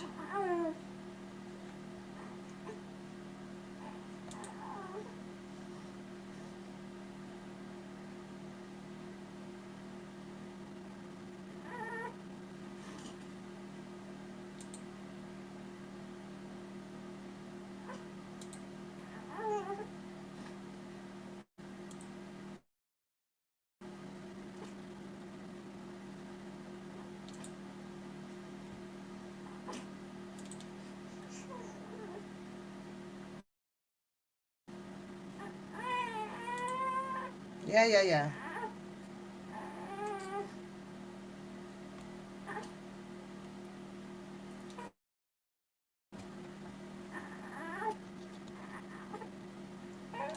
Yes. Hey, well, you know what, Demetrius? It's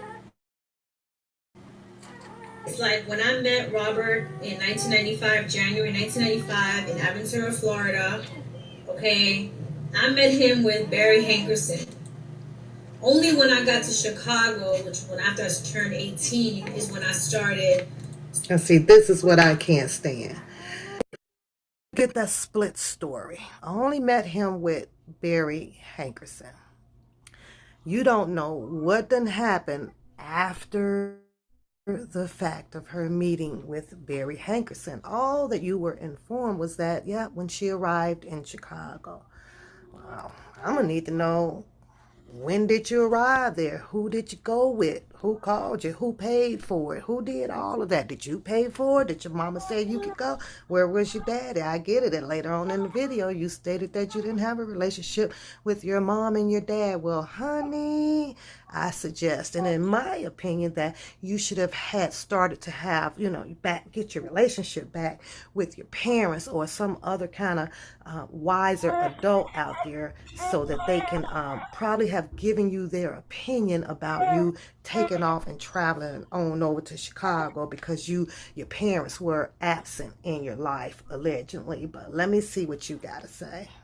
I met Demetrius, and I was like having, he was the guy. He was the one that would take care of me. When I went.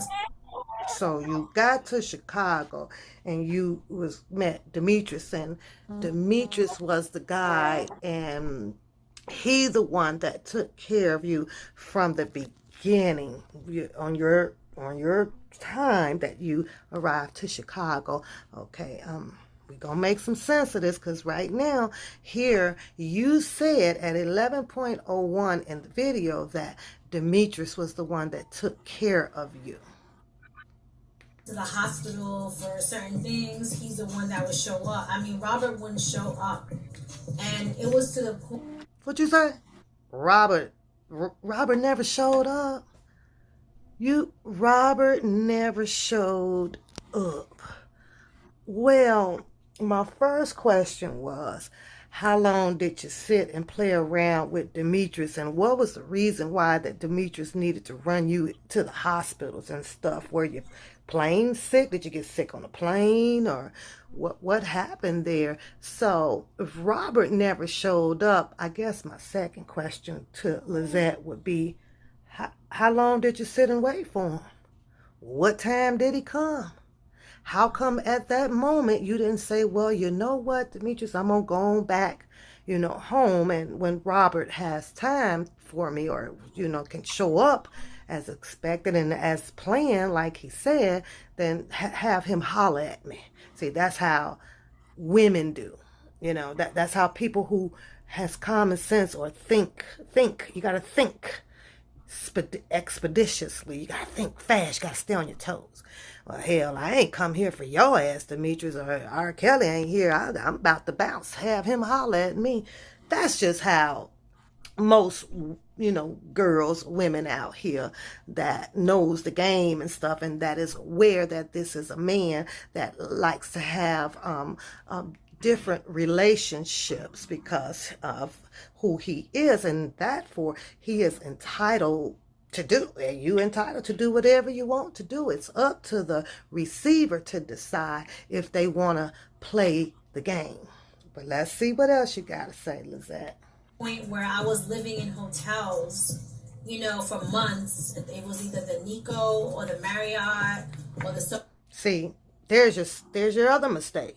You were living in hotels. After that first hotel, maybe the second one, because I'm sure they, you downtown, so those are nice hotels down there.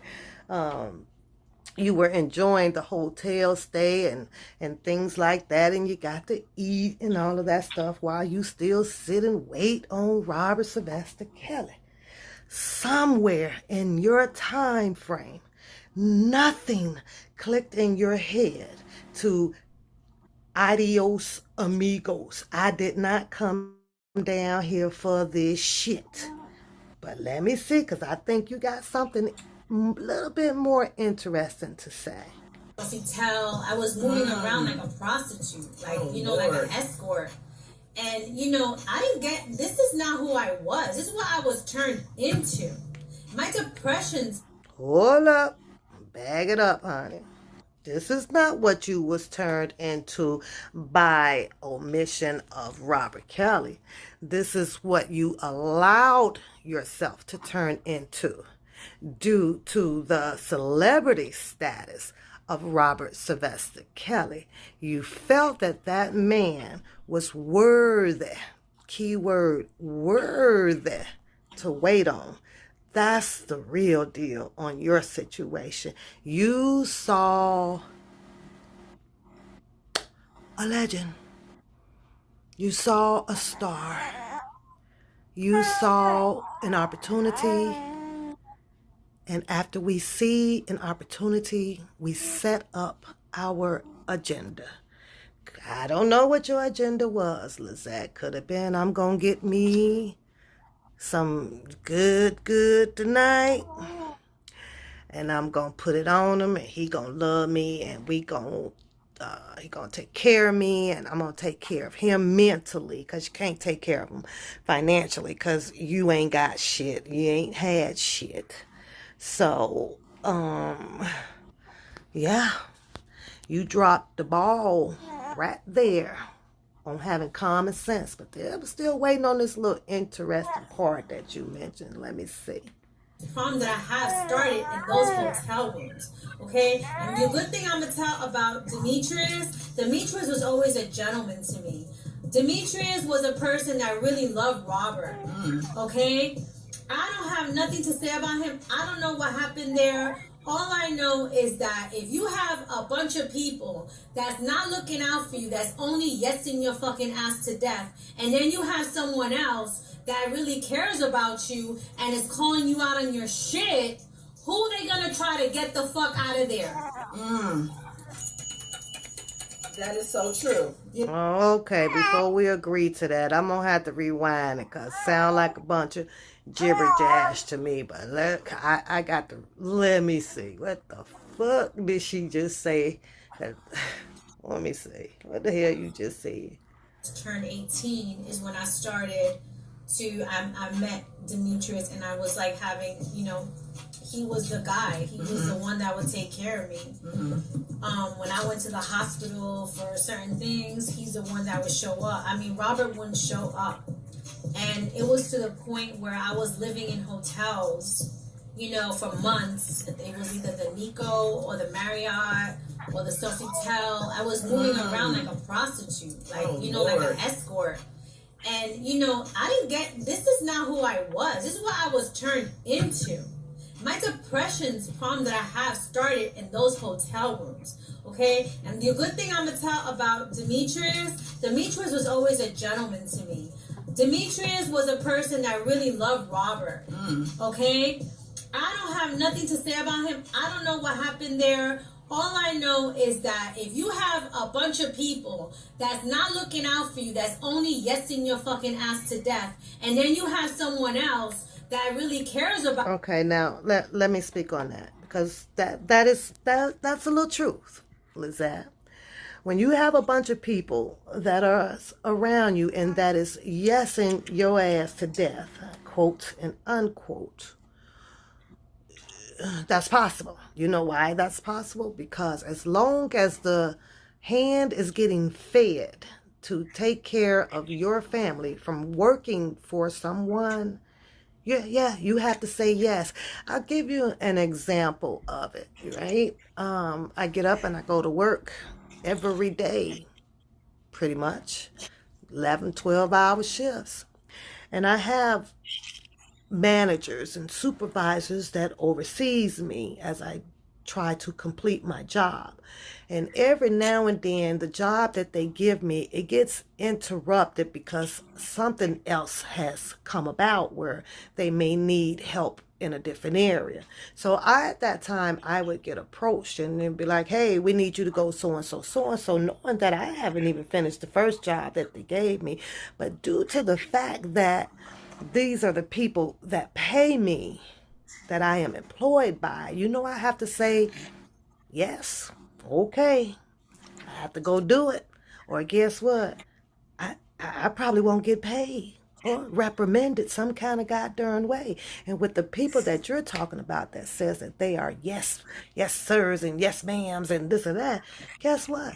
They didn't want to not get paid. So they were just precisely doing what the hell that they were told to do by the boss man who owned all the duckies, who worked his ass off for the Duckies, who built his clout and his status up as a legend to be able to have those type of people who are desperately wanting to have money and will do possibly anything to get it. So with what you're speaking on, and in my opinion, I believe that yes, they became yes sirs and yes ma'ams.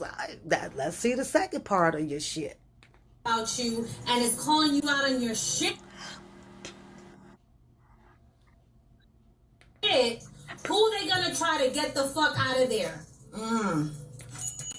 So are you implying because you felt that the shit that Demetrius told you and all of that good bubblegum shit about Robert Sylvester Kelly was correct? It was factual? As you learned later on down the road of how much Demetrius actually took and lied on about Mr. Robert Sylvester Kelly, you learned that way down the road before you put that prejudgment on him and took sides with Demetrius because Demetrius was a good guy because he helped you get off to the hospitals and all of that shit. Okay, but you failed to tell the real reason of why Robert Sylvester Kelly probably stopped messing with Demetrius. Out of all people, I'd like to hear that from you. That is so true. Yeah, you got somebody coming. I have to go forward because I want to keep the person's voice out the video. His issues with his mother when he lost his mother. He used to cry to me. This is why I felt bad for this guy, because the guy had problems growing up. But you know what? I had fucking problems too. I had an alcoholic mother. So right there is where I'll end this video because she says that she had problems too. Let me do some suggestions to all of the ladies that likes to go out and find the older men or the starstruck men or whatever. And if you have problems, you have issues of your own, nothing will work in that relationship because of your past history of going through a lot of things. If you bring that baggage along with you, it's a promise that you're already looking for this person to help you out, to help you deal with your situation, let alone if they are going through a situation as well. You try to mend those two together with all of these mental and trouble issues that you're going on. Relationship is not going to work. If you were looking for something and you want something to happen, try to go into a relationship as clean as possible, meaning that get yourself help, get your mental status cleaned up, get your health cleaned up, and go in with a good bill of rights of yourself, and it's a possibility that your relationship can work. Now, I'm going to take you guys over here to this right here, what I found. I found this very interesting because, you know, we all talk about how there's a lot of older men that dates the younger women. So if you have chemistry and the compatibility that keeps you enjoyed with each other in and out of bed, you both want the relationship enough. You want the relationship enough. You bridge the gap and you support each other. And when I hear Lizette speak on that part of it, it seems like to me that this will relate to her, where, you know, she felt that they had the chemistry. She felt that they were compatible because they both had dealt with the mental and the sexual issues and all of the above. And yeah, I feel that she, you know, thought that they could bridge a gap and support each other and build a everlasting life behind it. Now, I have not read this book here, you guys, and I just want to point this out as well because this is coming from an author. What is her name? Let's see, what is this woman's name? What is it? Ardashia Townsend. I am going to try to get this book because I like to read it and get a little bit more inside of her head as well. She goes out and does interviews and everything, and she comes up with her analysis on topics like this. This one here just tickles me to death because what she's done now is created this book here to show women how to date older men. So there you have it. There is rules out there now on if you want to date an older man, go grab the book, and she has the rules to it. But yet then we have these situations out here where we have our 15, 16, 17, 18s or whatever that goes out and find interest in older men. But then when the oopsie happens, it's bad. So as you can see how everything just contradicts itself all for a dollar bill. And it's a situation that we will not ever be able to fix. In my opinion on Lizette, I really wish that she would have found her a home over in the Playboy Mansion. I feel that, that would have been the best thing for her, and that's just my opinion. I don't know, you guys, but I thought I'll just touch on that one and lay a little bit on my opinion on it. And this video here, you guys, had to been almost 3 hours long, but I just want to touch on and who in the hell is Lizette? I've watched the whole video and found a little bit more detailing events about her, but all I can say about her is that, yeah, she dropped the ball clearly on common sense. You dropped the ball, my dear. So let's see what else I have up in here.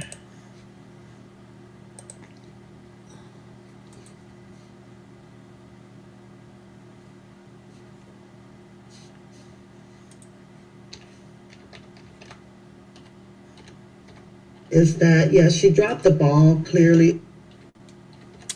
Well, that was an old video, you guys, that I did quite some time ago. Now to learn that, oh my gosh, this book is out.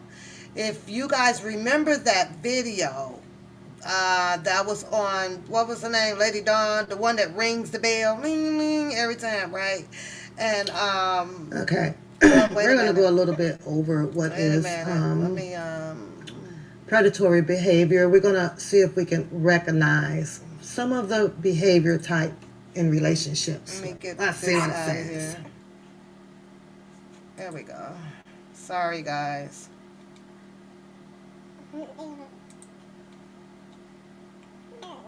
What?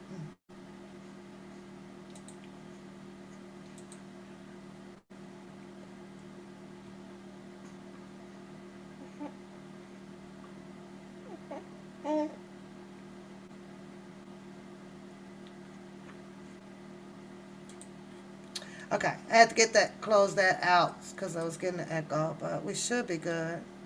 I think. Might be good. I'm over here clicking buttons. But that was just kind of my opinion, you guys, off of the video. Like I said, and it was quite a bit of a long video that was done on the channel where the lady ring-a-ding-a-ding the bell, right? And I was like, oh, this is good. But here we are now learning that she had a book, Jane Doe, number 9. She has this book out, right? And by golly, the exact same thing that we just read here on chapter 16, 17, right, was basically what that video was similar to. It was like almost the same identical wording, right? I was sitting there like, we literally just just read that. Talked about, the baby and all, and Demetrius and all of that stuff. But she's literally, when she came out, spewed out, told everything that she chose to tell, and it's the same thing that's in the book. The same thing that's in the book. But yeah, I was like, OMG, isn't that crazy? Wow. Prediction of how this is going to end. Well, that'll be a surprise to me because I didn't complete the whole video because it wasn't my video. I had just touched on a few parts that I chose to touch on, right? But I don't know. Speaking of female that comes from broken home, no finances because they're in poverty over there. They're living with the landlord or whatever that has access to coming in and out of their home. She talks about having no food, and she talks about just poverty issues. She talked about how she was sexually assaulted, I guess, at a younger age and everything. But you go into a situation with a man, and you have these these uncanny situations that happen to you, you on the inside, internally, you will still have some of that part of sadness about your life. I haven't dealt with this. But then if you go out there and you're putting yourself with someone that also may have had a little bit of trauma in their life, it's pretty, 9 times out of 10, you're going to either be talking about it now because you feel comfortable with the guy, and now I want to pillow talk, and this happened to me when I was 9. Yeah, that happens to me when I was 10, and things like that. Your relationship is not going to be as healthy, in my opinion, as you think it's going to be, because you then pillow talked and shared some things that happened way back in the past.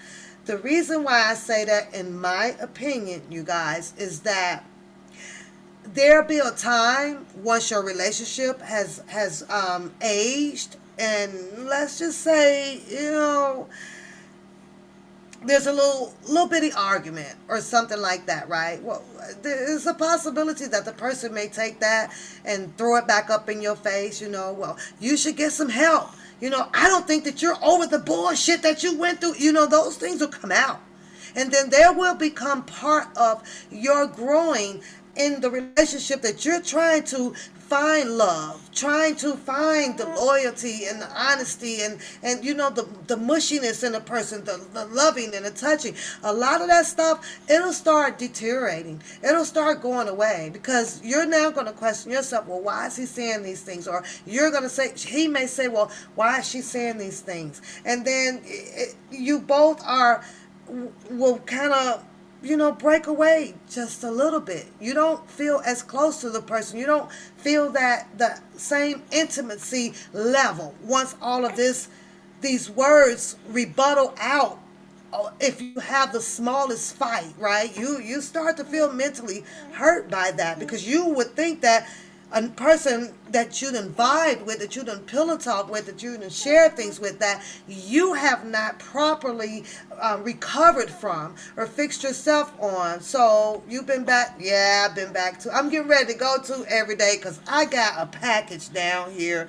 He's just kind of listening in and quiet, but yeah, it's hard to make those relationships work. Is it natural?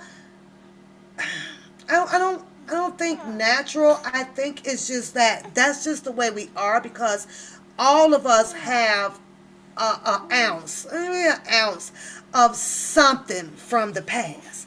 But if you have not worked on it, or you're not over it, you know that it's a possibility that it'll carry on with you, and we can pretend like it's not there, laugh with my husband and my boyfriend and everything, but like I say, if you're not healed all the way from it, the smallest little argument, it's a possibility that him or her is going to throw something back out at you that you're not going to like. And then you start to feel uncomfortable because you're trying to decide, okay, well, did he mean this or is he teasing at me? Well, God, I shared this with him or her, just to use it probably as a therapy, but to hear it come back out, and if it hurts you, and you're crying about it. I thought you would never say that, and you haven't healed. You haven't gotten the proper healing. You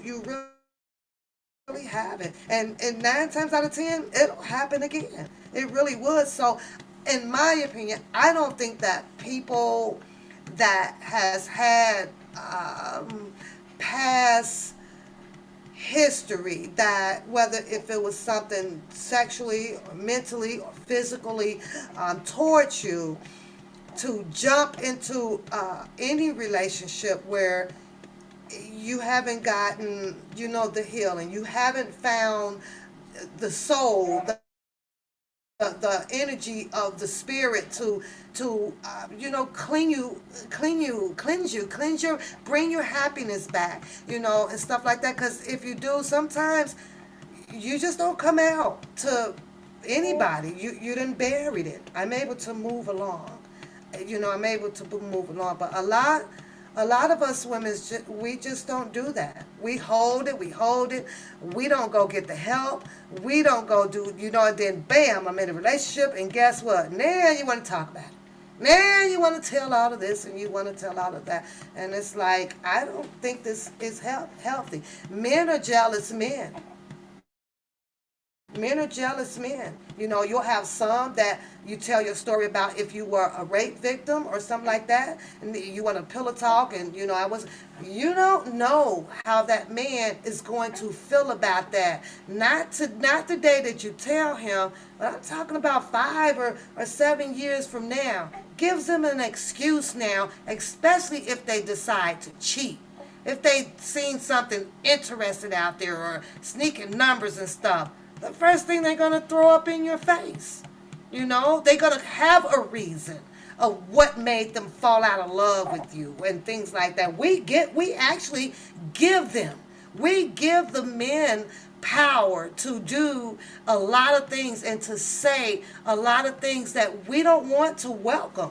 We don't want to have our happiness stripped away coming from someone of your companion, something, of your companion. You don't. But we give them the juice. You give it to them. You give it to them. And I know they're your soulmates, and you love a boy, and you tank, and your boy, boy, lay your head down. So, you know what I'm saying? So, but we do. We give it to them. And I know relationships is about sharing and communicating, and so things like that. But and I'm not recommending anything, you guys. All I'm saying is that sometimes, in a lot of these spiritual and godly people and stuff like that, you gonna have to put it in the box and let it go. Your story of your past, and if some tragedy things has happened, and you just haven't found a way to bring back you, the happy you, so that you can have this healthy and happy relationship and be okay in your relationship, and you got to put it in the box. You bring that shit with you, just like Lizette Martinez. She got a whole lot to talk about how her family finances was, and how the people laughed at her at this, and she couldn't make up her mind about this, or she got touched here and there and here and there. That it's a red flag. Stop. I gotta fix me.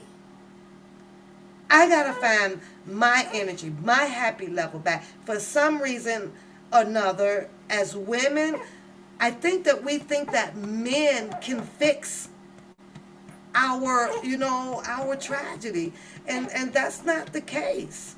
It really isn't. Shit backfire on you. So,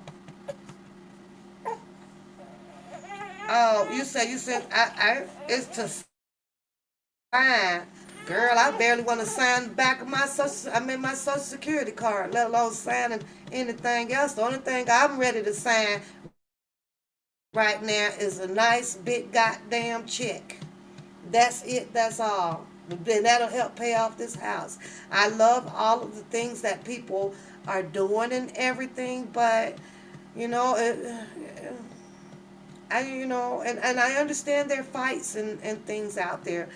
I just have a different perspective, a different way, and you know that, Muddy. You kind of know how I am. You want me to sign something? Put six figures in and put my name on the check, and I'm gonna sign the back of it and drop it in the bank. That's it. That's all.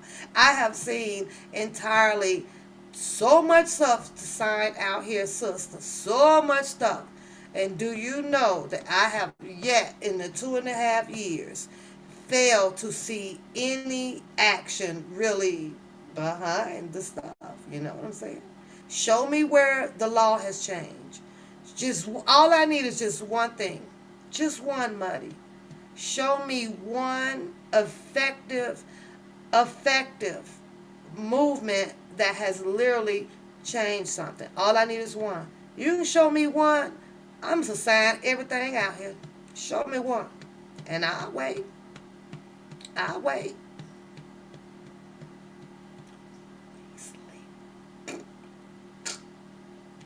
He drunk off of milk, y'all. Passed out off the milk. And I could be kind of loud in his ear, so. But I appreciate it. I love seeing them do it. But I am a free thinker. And I have the right to be so.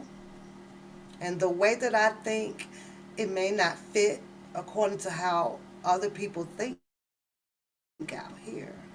But, and I'm not going to apologize for it. I'm not going to tear it down. I just kind of like sometimes having the right to opt out on a lot of things. But I will cheer and root it in. Go ahead, rah. Go for it. You know what I'm saying? You can't. I don't know. You can't. But Mr. Noel asleep because his body just got super heavy. It just got super heavy. So I'm gonna stop it there. I'm gonna kind of clean up and, I guess, go put him down in the bed. And I enjoyed you ladies tonight. I appreciate you guys sitting here with me. I appreciate that you guys come in and you give the thumbs up over on the channel. Every content is not going to be of everyone's liking. I pretty much got this whole YouTube thing down pat. I really do. The only thing that I do wish, because of the membership that I ask everybody to join, is to just bear with me with adjusting time. And I'm going to keep asking you guys that because apparently somewhere around here I happen to be one out of probably 5 people that might go to work. You feel what I'm saying? So that 8 to 10 hours, I don't have it right now to entertain you guys and to vibe unless I click on at work just to see what y'all doing. So, yep, Sheila, I just had a baby right here on live. It's Mr. Noel. About 2 months old, I think, and this is grandson number 4. My daughter is, they're having a party over in her basement, couple of 2 miles or so away from here. So I didn't get the invite, but I got to do nanny care on my day off. Yeah. Now, usually I will disappear, honey. Thank you, beauty. Thank you. Shout out to you for putting up your emojis for membership. But I love you guys. I love that you guys are still rocking with me. I love that you guys have maintained your membership over here and everything. Because other than that, I'll be sitting here talking to myself. And I ain't afraid to do that shit either. I'll be looking in there, and just talking my ass off. Sure will. So, sure will. Lady, I'm getting off. So give me a call right quick, please, so that we can take care of that while I'm sitting down here. I can actually log on and get all of that taken care of, if you don't mind. But y'all have a beautiful night, and I will see y'all tomorrow. I'll be back tomorrow. Mm-hmm. I'll probably be staying home tomorrow too, because I didn't get half of my shit done today. So, but yeah, yeah. And Merry Christmas to my moderators and all of the ladies that comes over to vibe it out with me every day. Look at all of y'all want to babysit. Y'all need to get y'all butt over here and babysit. I can kick back and do some Netflix and chill with my 19 crimes since all y'all wouldn't be doing this nanny shit. They don't do this shit here. Mm-mm. You have not signed one. You got to go back to the beginning. I think his people are seeing what he done to his, all to the daughter. Oh. Shannon, what you got going on tonight? What you doing? We know you ain't getting no bobblehead because you over here on live. Shout out to Dr. Potts. Thank you, boo. Thank you. Thank you. Thank you. Shannon, we know you ain't getting no bobblehead because your ass on the internet. You ain't getting none tonight. Who sing that song? You ain't that's okay. You ain't getting none tonight. I don't know who sing that. I forgot who sing that. Thank you, Dr. Vibes. Thank you. That look at the smile. She just made me smile. Somebody cares. She cares and has always, you guys, when I was out, she just said, "Do you?" This, and then she do that little curl of the lip. Girl, do you? And you know when you got your black sister looking at you and that lip curl up, they mean that shit. The hell is you like, girl, go do you? I was like, well, damn, I did. I fist do pap because some gonna rock and some not. And that's just the way it goes out here. And I've been running with that. I ain't gonna lie. Do you? Do you? Bitch, do you? How can you listen to them? Girl, if you don't do you, I be like, okay. Oh, you still working? Oh, we better keep it down for your boss hear you. Mm, yeah, we better keep it down. You say you looking at the two channels I just saw. Baby Soap. Oh yeah, he big. Him big. Him big boy. Yep, that's how she told me, y'all. I ain't lying. Lips was, you know, and you know that's some straight sister stuff, like the bigger sister. What's wrong with you? If you don't get your ass over there and do you, girl, I was smack. If you, girl, that's how she came at me. I was like, well, shit, let me get my ass over here and do me. Shit, I was like, say less. Shit. And I have. And sometimes, like I say, you can listen to people commentary all day. It's not the whole message that you literally have to kind of dig into. You just sit and wait for your part that you can take from it and apply it to you. And that's what I was taking, from her. Until she gets over into the psychological thing, because I have to go there to be diagnosed once a month. Got an appointment. I show up promptly. And I see that title over there. Let me go and test and see how fucked up I am.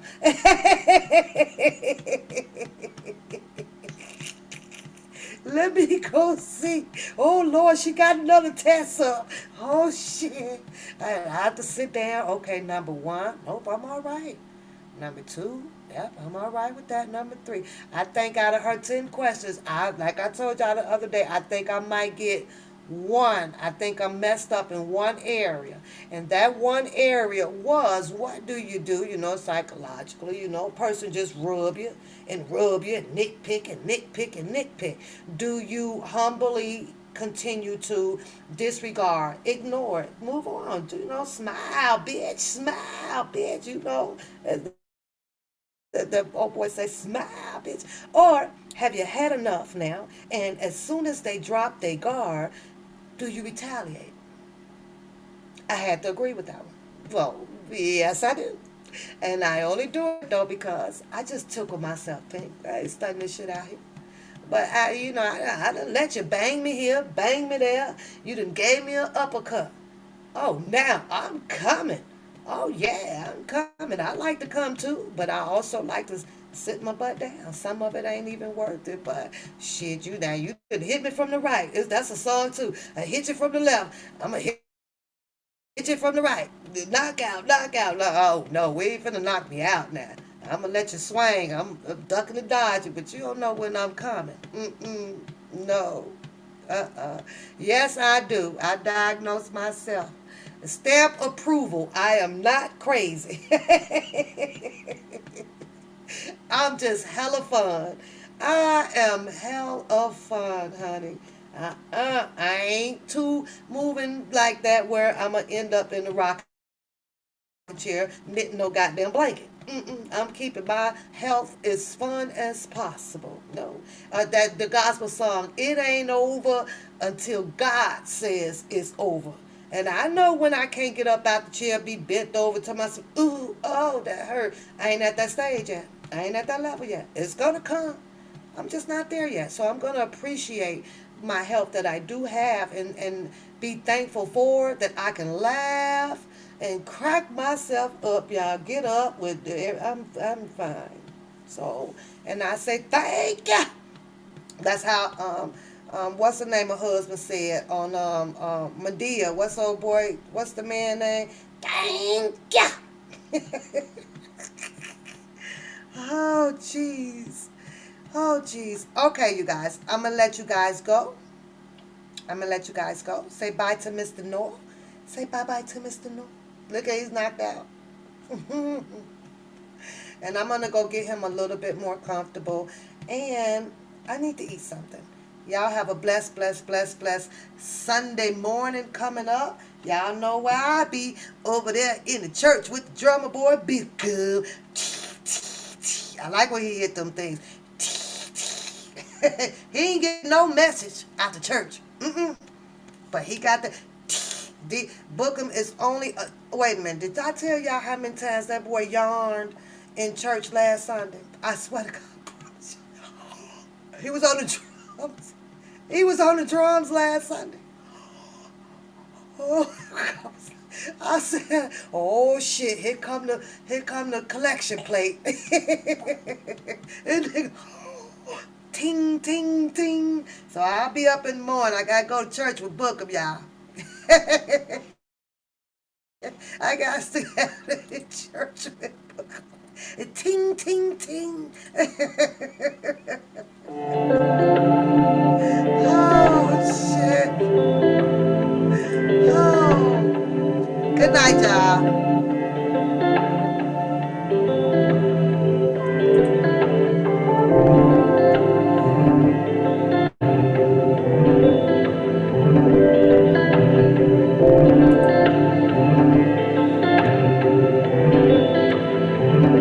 Wonder, is it worth living now? They told me dreams come true once you live it out. I picked the pieces from my childhood in a broken house and heal my soul from the trauma we've been given now. I hear the whispers in the wind under smoky clouds and tell myself once again, I'ma work it out. So much shit can happen, yo, it got me tripping now. Yeah, it's feeling different now. Feel like I'm zoned out, put my phone down, damn it's cold out. Plotting on a rollout, we took our own route, really on our own now. These them winter schemes, plotting for better dreams, cooking flows and melodies for OGs with felonies who've been lost since the 70s. You gotta pray for enemies with jealousy, they only feed off the good hearted. Just don't bargain, stay in your lane and keep hogging. Know that you a target and gotta finish what you started.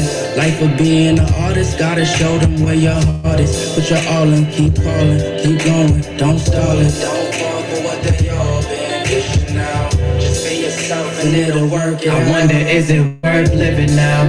They told me dreams come true once you live it out. I picked the pieces from my childhood in a broken house and heal my soul from the trauma we've been given now. I hear the whispers in the wind under smoky clouds and tell myself once again, I'ma work it out. So much shit can happen, yo, it got me tripping now. Yeah, it's feeling different now. Yeah, living in doubt could be the death for you. It's only a few that'll rep for you, and rarely ones that'll step to you and let you know where you wrong at instead of letting you ride away in your soul. Rather be whole and pure in my spirit. This life never ending until you near it. A lot of shit to bear with. Sometimes you don't wanna share it, but don't keep it in cause you fear it. It's an epidemic sound and you can see right where I'm headed. I'm elevated, oh yeah. We was waiting, oh yeah, to make a statement. And it's clear, the way them boys persevere. Yo, we taking the stairs, don't let them get in our air. They go watch, I'ma stare. Tell them pull up a chair, God gon' answer our prayers. Living out, they tell me dreams come true once you live it out. I picked the pieces from my childhood in a broken house and heal my soul from the trauma we've been giving out. I hear the whispers in the wind under smoky clouds and tell myself once again, I'ma work it out. So much shit can happen, yo, it got me tripping now. Yeah, it's feeling different now.